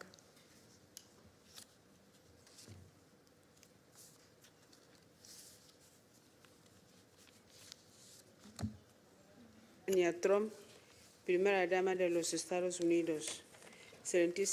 First Lady of the United States, ladies and gentlemen, it is for me an honor to participate in this summit on fostering the future together. And I would like to firstly thank Her Excellency Melania Trump, First Lady of the United States, for promoting this initiative and for bringing us here together to share our perspectives on a common challenge, that is ensuring that our children grow up in an environment that is capable of grappling with the challenges of the 21st century. We believe that AI can indeed become a strategic tool in improving the quality of education in our nation, as well as reinforcing existing programs through the integration of new intelligent platforms so that students can access content and foster their learning, the pace of such learning, and to do so in a responsible and socio-cultural appropriate fashion. Equatorial Guinea is committed to the use of these new tools in education. We are convinced that working together, we can build a better future so that our children can enjoy the tools needed to learn, grow, and contribute to the development of our societies and an increasingly better world. Let me conclude by noting that our children are our future. All scientific and theological ideas have come to fruition as children have grown and become adults.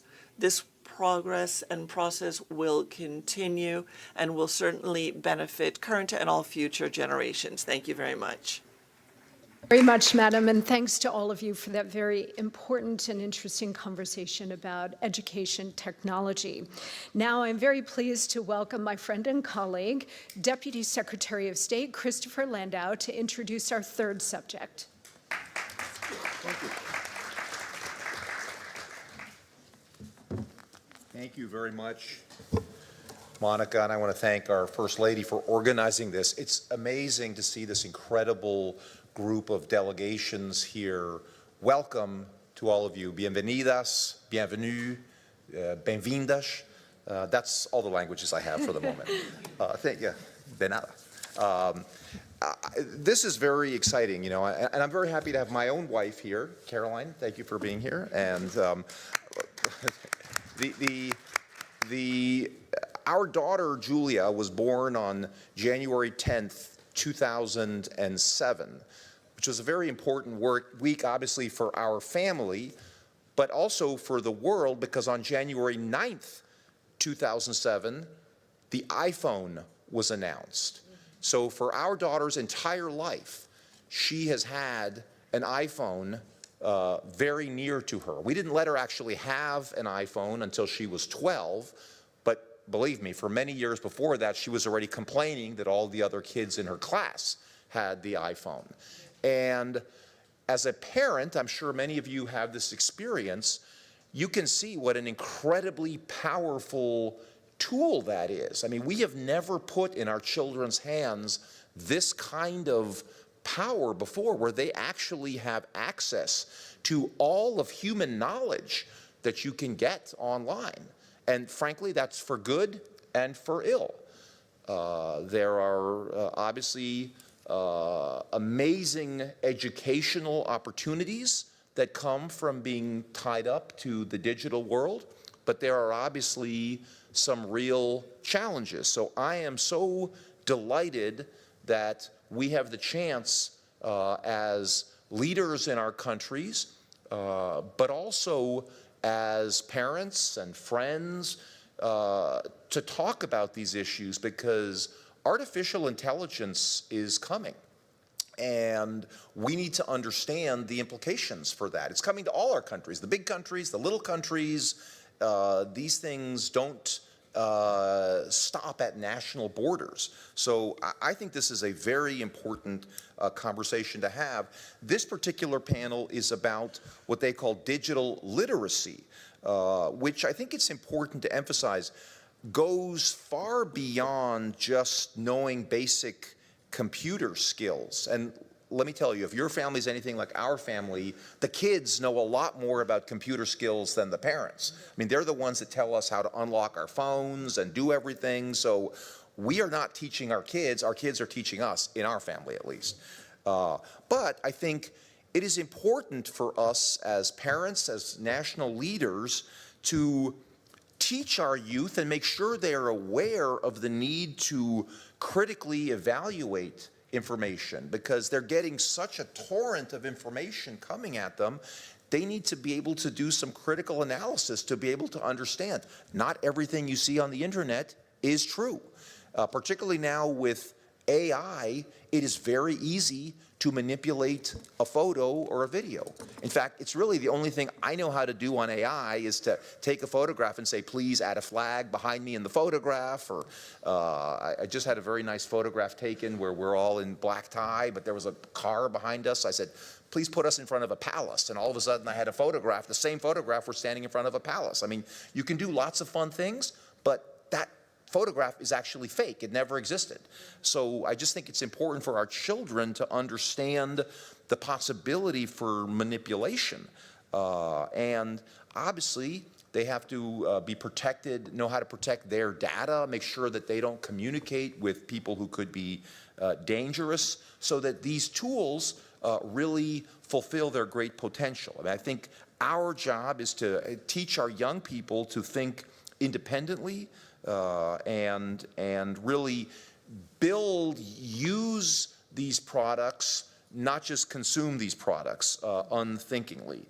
So, you know, I think the First Lady's point is that digital literacy should supplement and supplant actual literacy, not, you know, should supplement it, but ultimately you still need actual literacy. I mean, nothing is going to ever replace that. And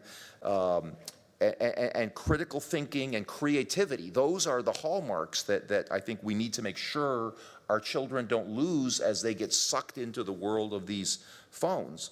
As our First Lady said recently in a national address from the White House, choose to let your imagination drive your intellectual progress. Never use AI as a quick solution. Be intellectually honest with yourself. Use AI as a tool, but do not let it replace your personal intelligence. And actually, I read just something the other day that somebody was talking to a very accomplished college student from Stanford, and that student couldn't even finish sentences because he had gotten so used to working with AI that it was a little bit alarming. So again, this is happening in real time, and I think before turning the floor over to our distinguished guests, I want to say that the United States is committed to advancing digital literacy as a cornerstone of our diplomatic and development efforts, working with partners to share best practices and support teacher training. So we're very eager to hear what our distinguished guests have to say in this panel. And I wish, by the way, we could have everyone here. I see we have a number of people who have been slotted to speak. I wish we could have opened this up so that everybody could speak. These are really important issues, and I just want to thank both the speakers and those who are in the audience today for their attendance. Thank you very much. Thank you, Mr. Deputy Secretary. For our first speaker on this topic, I would now like to call on the spouse of the Prime Minister of Belize, Her Excellency Rosana Briceño. Excellencies, distinguished leaders, colleagues, and friends, allow me to begin by extending my sincere appreciation to the First Lady of the United States, Melania Trump, for convening this dialogue and for ensuring that the well-being of children remains at the center of our global priorities. Belize definitely supports this initiative.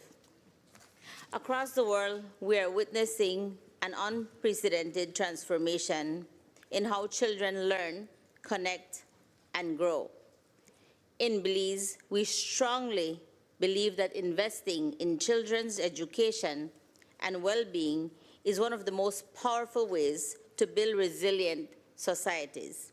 For us, the question is not simply how technology can enhance education, but how it can empower and unlock every child's potential. With this vision in mind, the Ministry of Education, Culture, Science, and Technology continues to advance efforts to integrate technology into classrooms, strengthen the digital skills of both teachers and students, and improve the equality of education nationwide. These efforts are guided by the Belize Education Sector Plan and are grounded in a national vision of making education work for Belize. Through investments in STEAM education, coding programs, robotics training, and digital learning platforms, Belize is taking deliberate steps to prepare young people for the vast opportunities and challenges of the digital age. Programs such as the Skills for the Future initiative, supported by the Inter-American Development Bank, have introduced digital learning platforms like Doodle Learning Software, which currently supports more than 1,200 students in 32 schools, with additional students expected to join in this academic year. Likewise, through the FIFA Foundation Digital Education Program, approximately 200 teachers have been trained in computer science fundamentals, enabling them to introduce coding and computational thinking in the classroom. Last year, 25 primary schools integrated the Code.org curriculum through the Code Caribbean Computer Science program, allowing students from grades 4 through 8 to develop digital skills in coding and robotics. And because we recognize that connectivity is not simply a convenience, but a bridge to opportunity, ensuring equitable access to technology remains our national priority. With this, Belize has made significant progress in expanding digital connectivity within schools. Through the ministry's Connect ED program, high-speed internet has already been delivered to 75% of Belize's students and teachers, more than 66,000 students, and nearly 4,000 educators. For us, that goes a long way because it's only about almost 400,000 of us in Belize. This initiative will continue to expand, bringing 70 additional schools online and increasing the total number of connected schools to 283, ultimately reaching more than 87,000 students across the country. In 2024, the Ministry of Education launched the 501 Academy website, featuring digital resources and tools for teachers and students. This includes 3 AI chatbots, the 501 Teaching Assistant, the 501 Historian, and the Creole 501 Teaching Assistant. Creole is a dialect that we have in Belize. Instead of saying good morning, we will tell you good morning. So these were designed to integrate artificial intelligence into the classroom and enhance teaching and learning specifically for the Belizean context. Over the past 2 years, the ministry has also distributed over 7,000 Chromebooks to students across more than 165 primary and secondary schools, helping to bridge the digital divide and enabling students to access digital textbooks, learning portals, and educational resources. Beyond the classroom, Belize is also creating spaces where innovation and creativity can flourish. The ministry has launched 7 youth spaces across the country, transforming public spaces into innovation hubs where young people can experiment with technology, develop digital skills, and collaborate on new ideas. These spaces were intentionally designed to be inclusive, welcoming, and child-friendly environments that encourage creativity, curiosity, and lifelong learning. In February of this year, the government of Belize, through the Ministry of E-Governance, inaugurated the Digital Literacy Training for Citizens initiative. This initiative is designed to promote digital inclusion, enhance cybersecurity awareness, and equip Belizeans of all ages with the essential skills required to effectively navigate an increasingly digital landscape. Excellencies, right now, technology is transforming the world our children will inherit. But if we want to truly foster the future together, we must ensure that innovation does not deepen existing inequalities. Ultimately, the future we seek for our children must also be guided by inclusion, responsibility, and compassion. Therefore, when we invest in digital access, we must also invest in digital literacy. When we introduce innovation, we must also ensure safety and protection. And when we create opportunity, we must ensure that no child is left behind. Thank you. Thank you so much, Madam. Now I am pleased to welcome to deliver remarks the First Lady of the Republic of the Gambia, Her Excellency Fatoumata Babaro. Thank you. Excellencies, ladies and gentlemen, good afternoon. It is a pleasure to join you in this inaugural Global Coalition meeting. I extend my sincere appreciation to Her Excellency, Madam Melania Trump, the First Lady of the United States of America, for her leadership in conveying this important dialogue. Today, we address an issue that will define our future, the well-being of our children in a rapidly evolving digital world. Technology is transforming how children learn and connect. For countries like the Gambia, this presents both opportunity and responsibilities. Opportunity to expand access to education and responsibility to ensure digital spaces are safe, inclusive, and empowering. In the Gambia, we view investment in children as central to national development. Education remains the cornerstone of economic growth, poverty reduction, and social stability. Our education reforms focus on equitable access, quality learning, strengthened teacher training, expanded STEM education, and integration of digital tools into classrooms.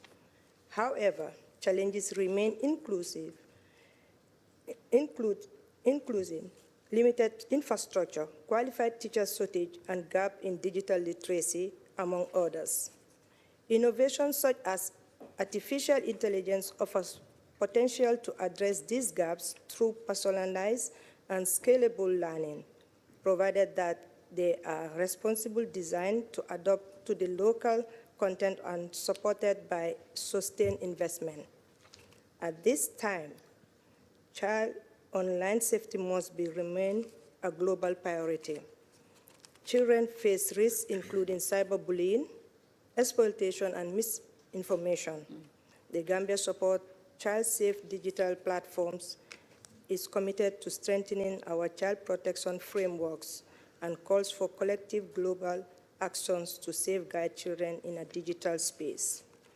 It is equally important to recognize that access to technology alone is not enough, and that we must equip children with digital skills to participate confidently and creatively in the digital economy. In the Gambia, we are expanding digital literacy in our national curricula and creating opportunities through e-learning platforms and school management systems. In particular, we are committed to empowering girls through STEM education, which is critical to equity, innovation, and reducing vulnerability and persistence barriers to education, such as child marriage. Ladies and gentlemen, despite our efforts, no country can achieve this transformation into the digital world alone. Strong global partnerships are essential to ensure technology are accessible, affordable, and responsive to local realities.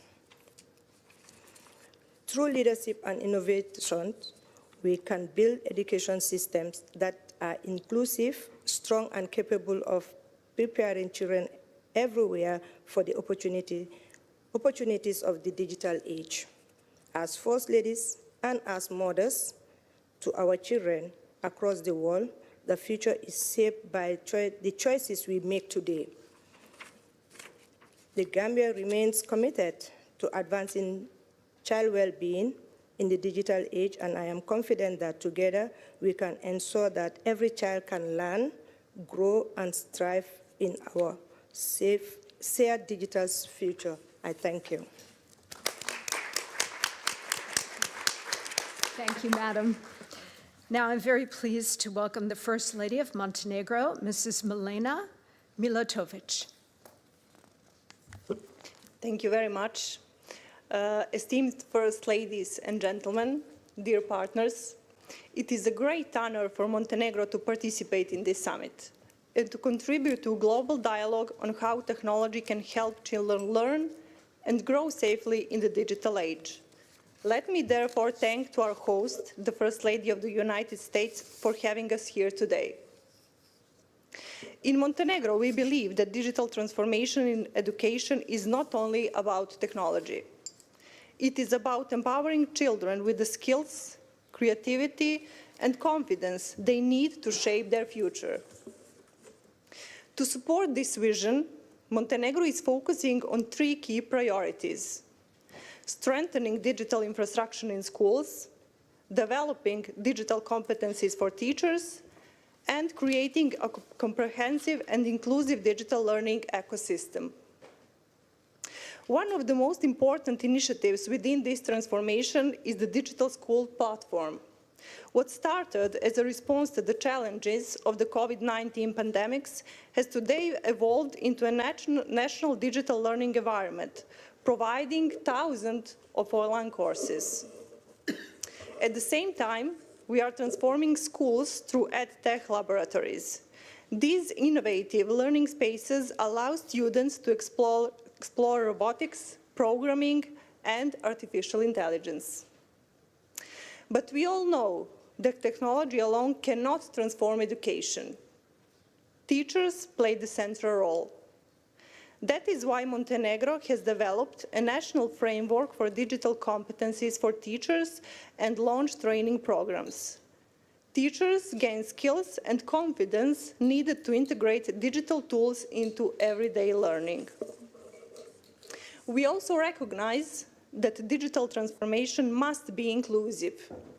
Our initiatives aim to ensure that every child, regardless of background, gender, or ability, has access to digital learning opportunities. In particular, we encourage girls to participate in STEM programs, and I am personally very proud of it, and to see themselves as future innovators and leaders. Finally, as we introduced advanced technologies into education, we prioritize digital safety and ethical use of technology. Dear friends, Montenegro looks forward to working together with all of you, our global partners, through this coalition. By sharing knowledge, building partnerships, and supporting innovation, we can ensure that technology truly serves the best interest of every child. Thank you. Thank you so much, Madam. Now I'm pleased to introduce the First Lady of the Republic of Paraguay, Her Excellency Leticia 𝗟𝗶𝘃𝗲. Good morning. Muy buenos días a todos. I will speak in Spanish also. I would like to extend my greetings to Her Excellency Melania Trump, First Lady of the U.S., and I would like to thank her for bringing us together. First Ladies, First Gentlemen, and representatives of all countries present. It is an honor to be a part of this meeting, and I am thankful for the invitation to be a part of the Fostering the Future Together coalition, which brings us together to work together so that our children grow up and develop holistically in a safe digital environment. In Paraguay, we're implementing a computer labs and robotics labs in hundreds of schools to develop computational thinking and technological skills. With our Connected Youth program, we will connect thousands of young people in AI, promoting inclusion and opportunities. We understand the importance of responsibly using technology. That is why we created a law to regulate the use of mobile devices in schools. We are also investing in training teachers to strengthen their role as guides in using information safely and ethically. We also know that technology in and of itself is not enough. In order to learn, a child needs to be well-fed and cared for. We have a zero hunger program in schools that guarantees daily meals to more than 1 million children. This improves attendance, performance, and remaining in school. Along these lines, we have a program called Seeds of the Future. This is with families for the first 1,000 days of a children's life, promoting early education for all children. Health, early education, and working along with families is of utmost importance. We want to build the foundation for all human beings so that technology has fertile ground on which to grow. Paraguay is promoting a law for the holistic protection of the rights of children in the digital space. This is based on the principles of security from its design. This is complemented by a national observatory, strategic intelligence center that assesses risks such as cyberbullying, and there is quick intervention facing digital threats to strengthen the safety of our children online. Fostering the future is key for international integration. Digital technology has no borders, and protecting children must be a shared global responsibility. In Paraguay, we reaffirm our commitment to working together so that technology translates into more opportunities, more education, and more protection for our children. Thank you all very much. Madam, thank you. Muchísimas gracias. Ahora me complace presentarles a la primera dama de la República de Senegal, Su Excelencia Marie Koné Faye.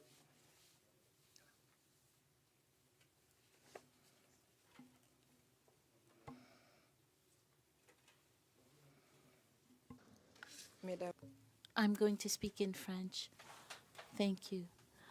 Madam First Lady Melania Trump, Madams First Ladies, distinguished guests, dear partners, it's an honor for me to represent Senegal within this World Coalition, fostering the future together. I would like to thank Madam First Lady Melania Trump for this initiative that places technological innovation to the service for the most precious treasures of our nations, our children. Senegal is a young, dynamic nation where what is digital is already a motor for social transformation. However, we are convinced that technology must not be a privilege, but rather a right for each child, whether they grow in the streets of Dakar or in the most remote villages of our rural universe. Artificial intelligence and edtech tools must not just be gadgets, but they must be levers for equity. Our students must not be content just to learn what is digital. They're already developing concrete solutions for our country. Our engagement within this coalition is thus based on profound belief that artificial intelligence and new technologies are levers for equality. They allow us to break down barriers such as distance and gives to each student in Senegal the same chances of success as any child in the world. AI for inclusion. Imagine learning systems that are adapted to the learning rate of each child, whether they be in an urban area or a remote village. Senegal has a new platform for ethics in education.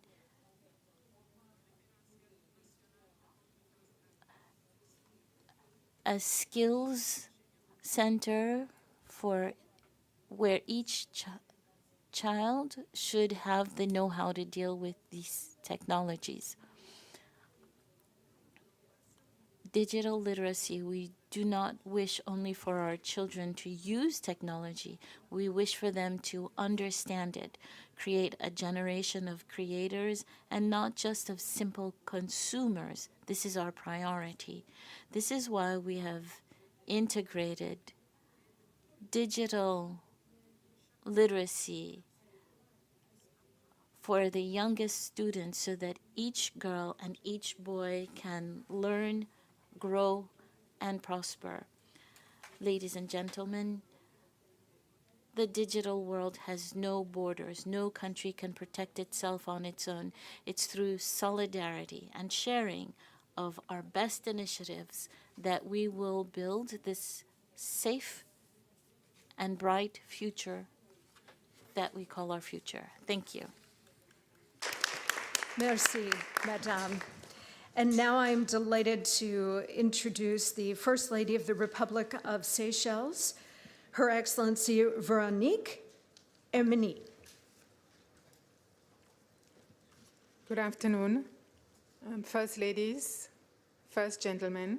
It is an honor to be addressing you today at this global summit as the First Lady of the Republic of Seychelles. As parents and women empowered to advocate for those most vulnerable, we can indeed work together to build dreams for our children in the transformative technology and innovation space. I am certain that what we are seeing today in innovation is just the beginning. Education ensures that every child can live with dignity, opportunity, and an equal voice in shaping the future. It is the foundation of a nation's success and its prosperity. Education is the key, and innovative technology, the new pathway. Seychelles, a small island state, has made meaningful progress in integrating digital technologies into education through initiatives such as smart classrooms, digital learning platforms for both teachers and pupils, robotics programs, and emerging AI-supported learning tools to encourage learning. Through such global coalition, we could also review what we have done so far and readjust to ensure we leave no child behind, including those in orphanages, exceptional schools, and on all our islands. Boys Connect is an annual initiative from my office, a 3-day digital camp over the school holidays to help address certain deficiencies and empower our young boys for more positive masculinity and emotional resilience. It is through positive exposures and adventures that we improve the chance of our next generation being more informed and thus better able to navigate challenges and build healthy relationships as adults. In this digital era, where gender-based violence is being aided and escalated using technology, we need to ensure mandatory digital literacy, not only for our children, but for parents, teachers, and caregivers, to support responsible and safe digital learning.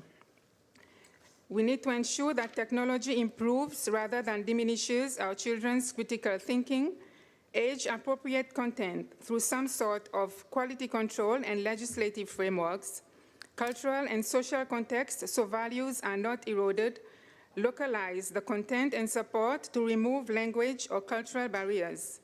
More cybersecurity awareness workshops at community or school level as part of the support for digital literacy. Lest we forget, as parents, handheld devices should never replace laughter and fun, complements and not replace our judgment nor our parental roles, nor should it push our children to avoid human touch and lose out on emotional resilience. I will end here with a personal commitment to see the advancement of education and learning at all levels and ages in Seychelles, as we also advocate for Sustainable Development Goal number 4 on quality education. I thank you, Madam First Lady Melania Trump, for taking such bold steps in encouraging us to come together to promote digital education for all through this global coalition. Thank you.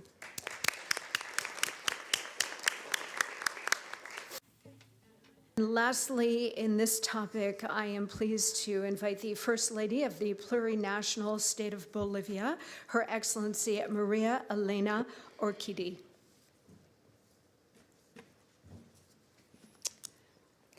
I would like to express my heartfelt gratitude to the First Lady, Melania Trump, for bringing us together in such an important initiative.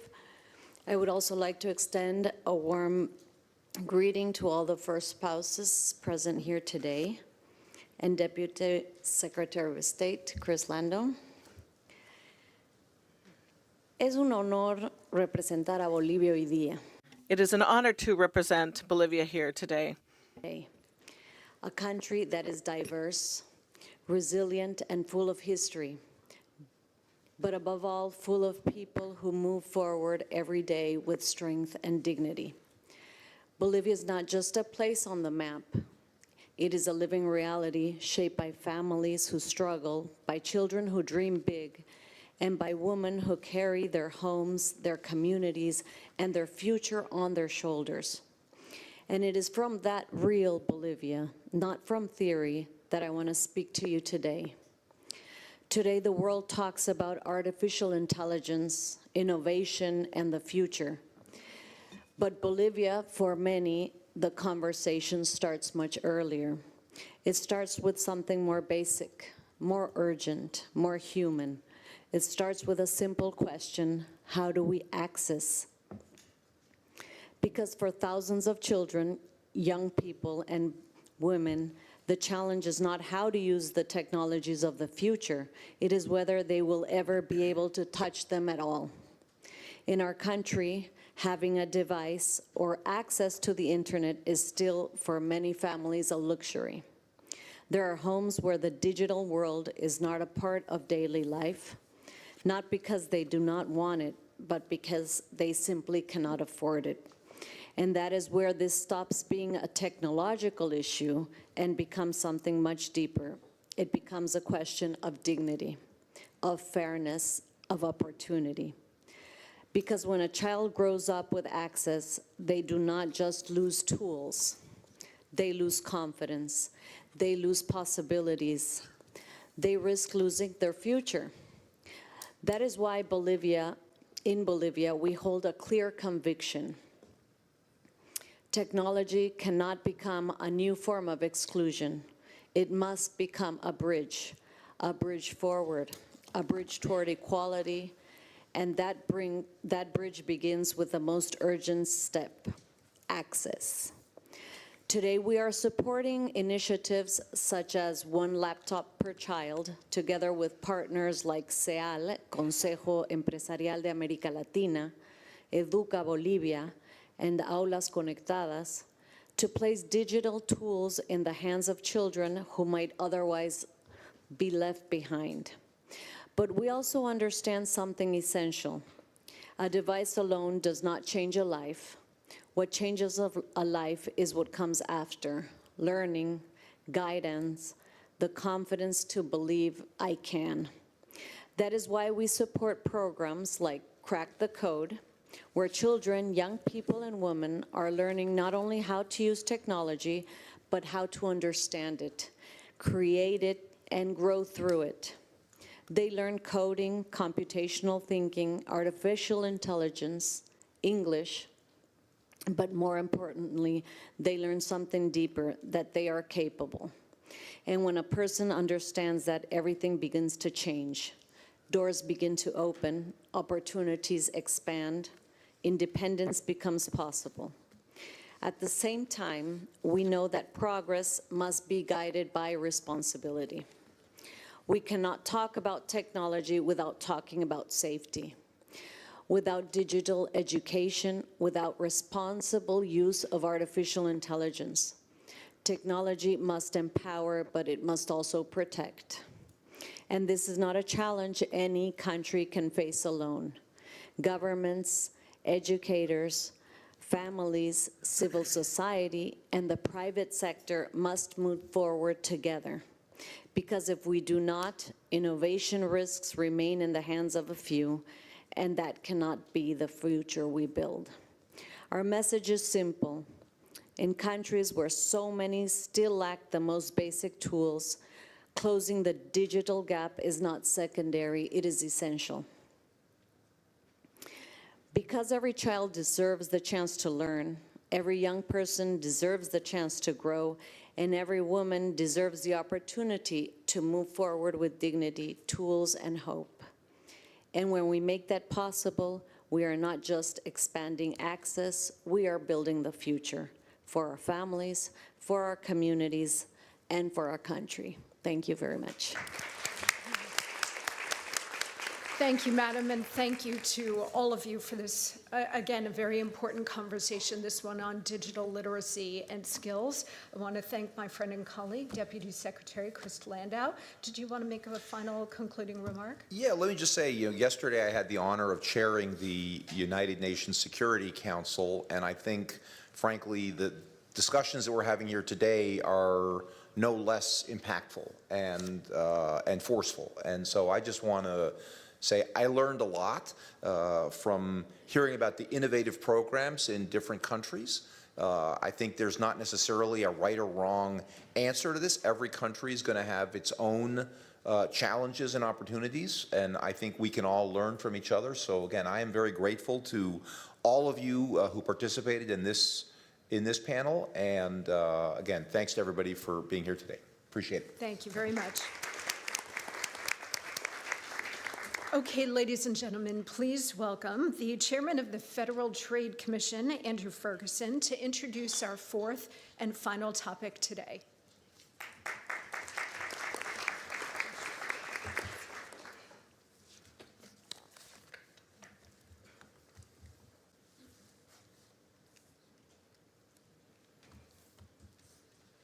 Good afternoon, Ambassador Crowley.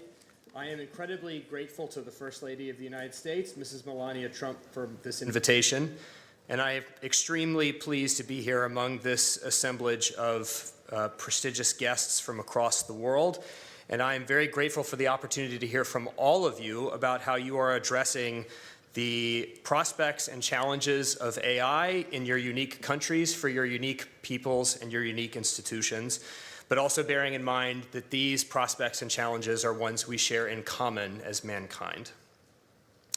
The AI age offers immense benefits for learning, connection, communication, opportunity, but it also presents real challenges for child safety.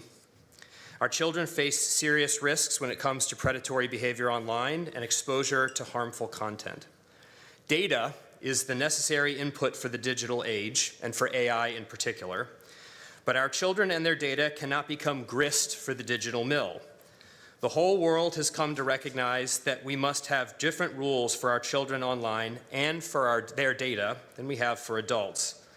After all, the purpose of innovation is not progress for progress's sake. The purpose of innovation must be to promote the flourishing of all of the peoples of our nations, and especially our children. We cannot trade off our children's safety and well-being for innovation. At the same time, overly broad or poorly designed regulations risk stifling innovation, limiting access to beneficial information, infringing on free expression, and undermining parental authority by inserting government bureaucrats in the place of mothers and fathers. This is key.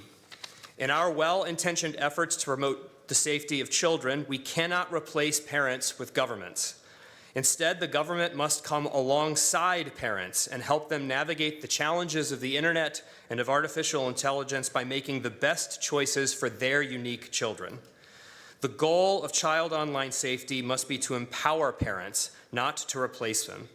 That is precisely the vision laid out by President Trump in his recently released AI framework, and has been the vision guiding our enforcement work at the Federal Trade Commission.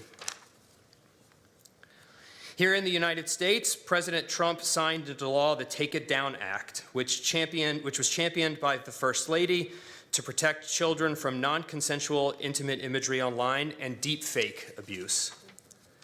I head one of the agencies charged with enforcing the Take It Down Act, and I can personally attest that the First Lady was the indispensable force behind this law's passage. Put simply, without her work, we would not have this landmark legislation. Period. I urge every nation here to pursue balanced, pro-parent policies that confront harms without sacrificing the benefits of the digital age. Let us embrace innovation that enhances the well-being of all. Let us ensure that our children do not become a trade-off for technological progress. And let us ensure that our policies empower parents rather than replace them. I look forward to our discussion. Thank you. Thank you, Chairman Ferguson. And for our first set of remarks on this subject, I would like to call upon the First Lady of the Republic of Ghana, Mrs. Lordina Mahama.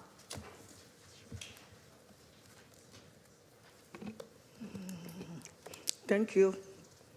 Your Excellencies, invited guests, good afternoon to everyone. Thank you, Mrs. Trump, for bringing us together to discuss and commit to protecting children in our digital age. Allow me to share something personal. On the 6th of March, Ghana celebrated 69 years of independence. That day was also my birthday. I went online to read my messages. I must confess, I am an avid talker. I watch video after video because dancing, celebration in our Independence Day, and heartfelt birthday wishes of hope and love. Many came from young people who could not attend our national celebrations, but technology gave them a voice. They stood confidently before their cameras, spoke with such grace, sent prayers and encouragement from every corner of Ghana. Indeed, our world has changed dramatically, especially for our children. Nearly 7 out of every 10 persons use social media. In Ghana, 8 to 15 million persons online are mostly young. As my husband, President Mahama, said during our independence celebration, our children belong to a generation armed with tools earlier generations could hardly imagine. In their hands, a smartphone becomes a classroom, a business platform, a creative studio, and a gateway to the global economy. However, this same technology that opens doors can also be harmful. Without proper guidance, our children are vulnerable. This is why Ghana has been investing in our children's digital future, not just with access, but with protection. It is sad that 1 in 5 young victims of cyberbullying skip school because of their experience online. No child should face such harm. In Ghana, we have strengthened our laws, enforced protection, and launched the Safer Digital Ghana campaign to raise awareness and prevent abuse. We are securing the future of our children. It is moral duty. It is our generational responsibility. It is our shared global mission. Thank you for your attention. Thank you very much, Madam. And now I'm very pleased to welcome the spouse of the Prime Minister of the State of Israel, Mrs. Sarah Netanyahu.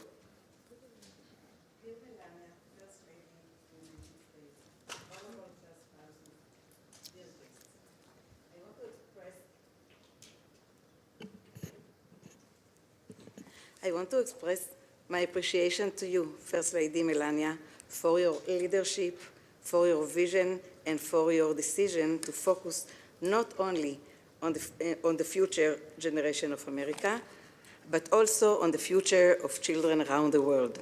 This gathering is about taking a moral stand. It expresses our commitment to all children, understanding that technology brings great benefits to the next generation, but technology also brings great challenges. Alongside my role as the wife of Israel's Prime Minister, I have been working for more than 2 decades as the expert child psychologist for the city of Jerusalem. Through my work, I meet children and teenagers in the most critical moments of their lives, through anxiety and ongoing stress, and especially now, during days of war. Day after day, I listen to their fears, their dilemmas, their silence, and also their dreams. I see their pain, but I also see their strength. Over the years, I have learned something simple yet essential. Every child needs someone who will notice them, believe in them, and give them the tools they need to open new doors. Today, some of those doors are digital. Technology can separate people, but it can also bring them together. It can endanger some, but save others. When used properly, it can reduce gaps, identity difficulties early, and give children new tools of language, knowledge, confidence, and creativity. As Winston Churchill once said, with great opportunity comes great responsibility. Children cannot navigate alone in the digital world. They need protection, guidance, and a responsible adult who will ensure that the online space is positive, ethical, and educational. As a mother, I feel this on a personal level. When I raised my sons, Yair and Avner, I learned that reality moves so fast, bringing new challenges to every generation. My children have suffered shaming and violence simply because they are the children of the Prime Minister. We must condemn personal attacks on children in any setting, whether in person or online. I see this gathering as a bond of responsibility between nations, between women leaders, and between mothers who understand that the best way to build a stronger future is to invest in our children today. First Lady Melania, thank you for this important event.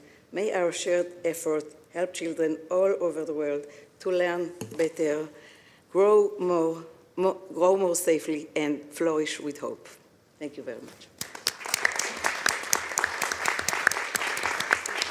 Thank you so much, Madam. Now I am pleased to invite the First Lady of the Republic of Kenya, Mrs. Rachel Ruto.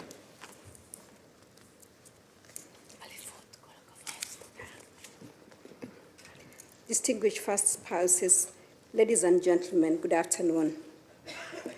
Across the world today, a child is opening a screen, not just to learn, but to discover who they can become. In that moment, confidence is built or broken, and possibilities are expanded or limited. Whether we see it or not, that moment is shaping the future we are all responsible for. It is in recognition of this responsibility that I stand before you today. I bring you warm greetings from His Excellency Dr. William Samoei Ruto, President of the Republic of Kenya, and from the people of Kenya. The President remains committed to innovation, education, and inclusive growth as pillars of our national vision.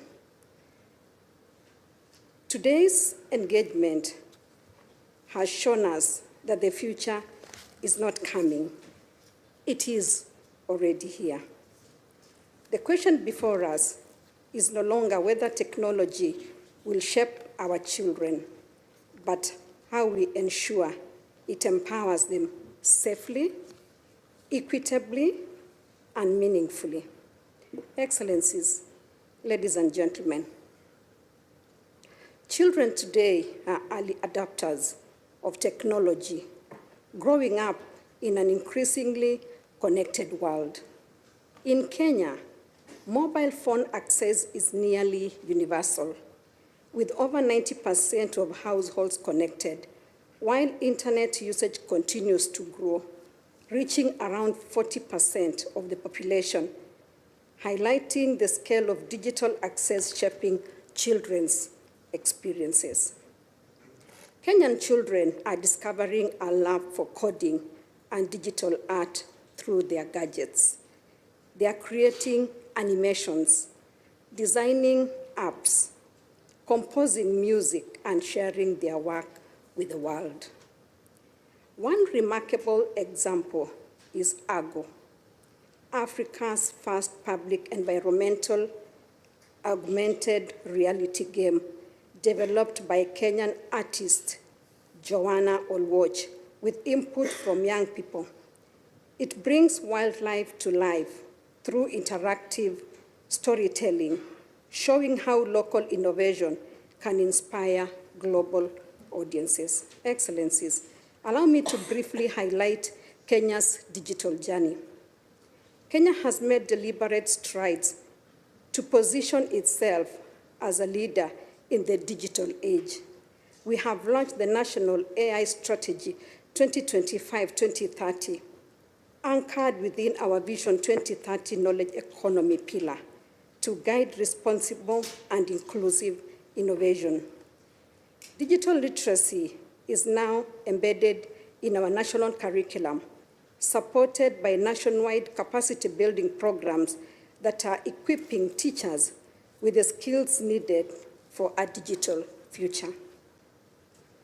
The government continues to expand access to providing digital devices, including tablets and computers, to schools across the country, alongside strengthening connectivity through the National Digital Superhighway.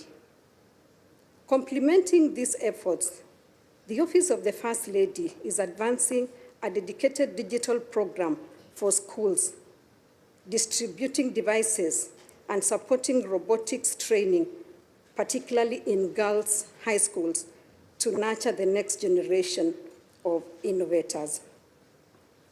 We are also strengthening child protection through the Children's Act, which provides a legal framework for regulating online content and safeguarding young users. In addition, the Kenya Education Management Information System is enhancing governance by enabling data-driven, evidence-based decision-making across the education sector. In the words of Franklin D. Roosevelt, with great power comes great responsibility, and today we hold great power, the power to shape how technology touches the lives of our children. Excellencies, ladies and gentlemen, Kenya stands ready to lead with intention. Allow me to share 4 key commitments. First, expanding access to digital learning so that every child, regardless of location, can access quality education. Second, integrating artificial intelligence responsibly to support teachers and personalized learning guided by ethics and human dignity. Third, safeguarding children online by strengthening digital literacy, safety frameworks, and protection systems. Fourth, empowering the ecosystem around the child, teachers, parents, and communities, because technology alone cannot raise a generation. As first spouses, we stand at a unique intersection where policy meets people. We see the realities behind the data, and it is from this place that we must lead. In Kenya, we believe the future is not something we wait for. It is something we build together. Technology will shape the world our children inherit, but it is our leadership that will determine whether that world truly serves them. Fellow first spouses, let us rise to the moment. Let us ensure that every child in every nation does not just grow in a digital world, but truly thrives in it. Thank you. Thank you, Madam.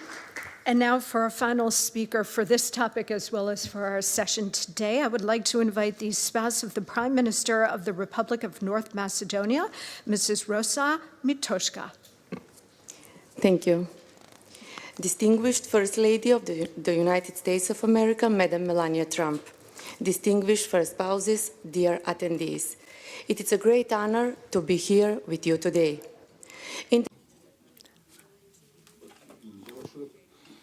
The way in which children learn, communicate, and build their future changes faster than ever. Technology opens new opportunities for knowledge, creativity,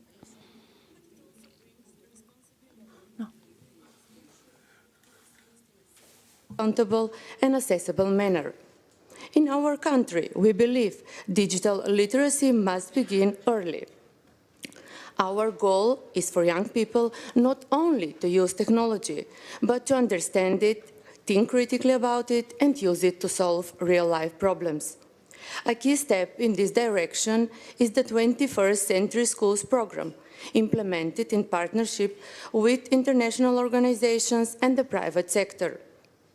Today, 341 primary schools and nearly 1,900 teachers in our country are part of this initiative, providing students with modern learning tools, including over 10,000 microbit programming devices. Through this program, children develop logical thinking, creativity, and problem-solving skills essential for the future. However, digital skills must go hand in hand with digital safety. That is why we are establishing MK SafeNet, the first national safer internet center, as part of the European network of safer internet centers. This project brings together institutions, universities, civil society, and the private sector with one common goal: to create a safer online environment for children. Through educational program, 24/7 helpline, school workshops, and support for parents and teachers, MK SafeNet helps children learn how to recognize online risks, protect their personal data, and use technology responsibly. As a high school teacher, my vision is clear. Technology must be a tool that empowers young people, not a risk that endangers them.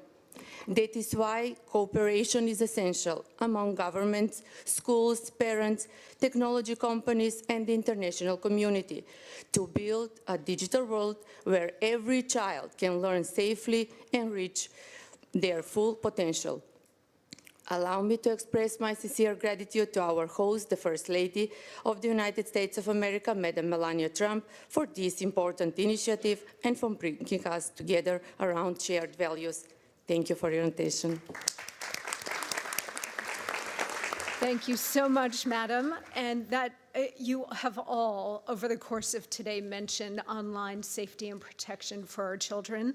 So this particular conversation is vitally important. And I want to thank you all for your contributions, not just to this part of today's program, but to the entire program today. And of course, looking forward to tomorrow. I also want to thank Chairman Ferguson for being here as well. First spouses and distinguished guests, your next engagement will be a lunch program upstairs in the Benjamin Franklin Room at 1 p.m. I invite you now to use the next few moments. You have about 25 minutes before lunch to visit the Technology Expo that's located just around the corner in the exhibit hall. It's fascinating, a lot of really interesting pieces of technology, also very interactive. So please, we invite you to go and explore that. And when you're finished, please proceed to the elevators near the C Street lobby, and you will be escorted upstairs for lunch. Thank you so much.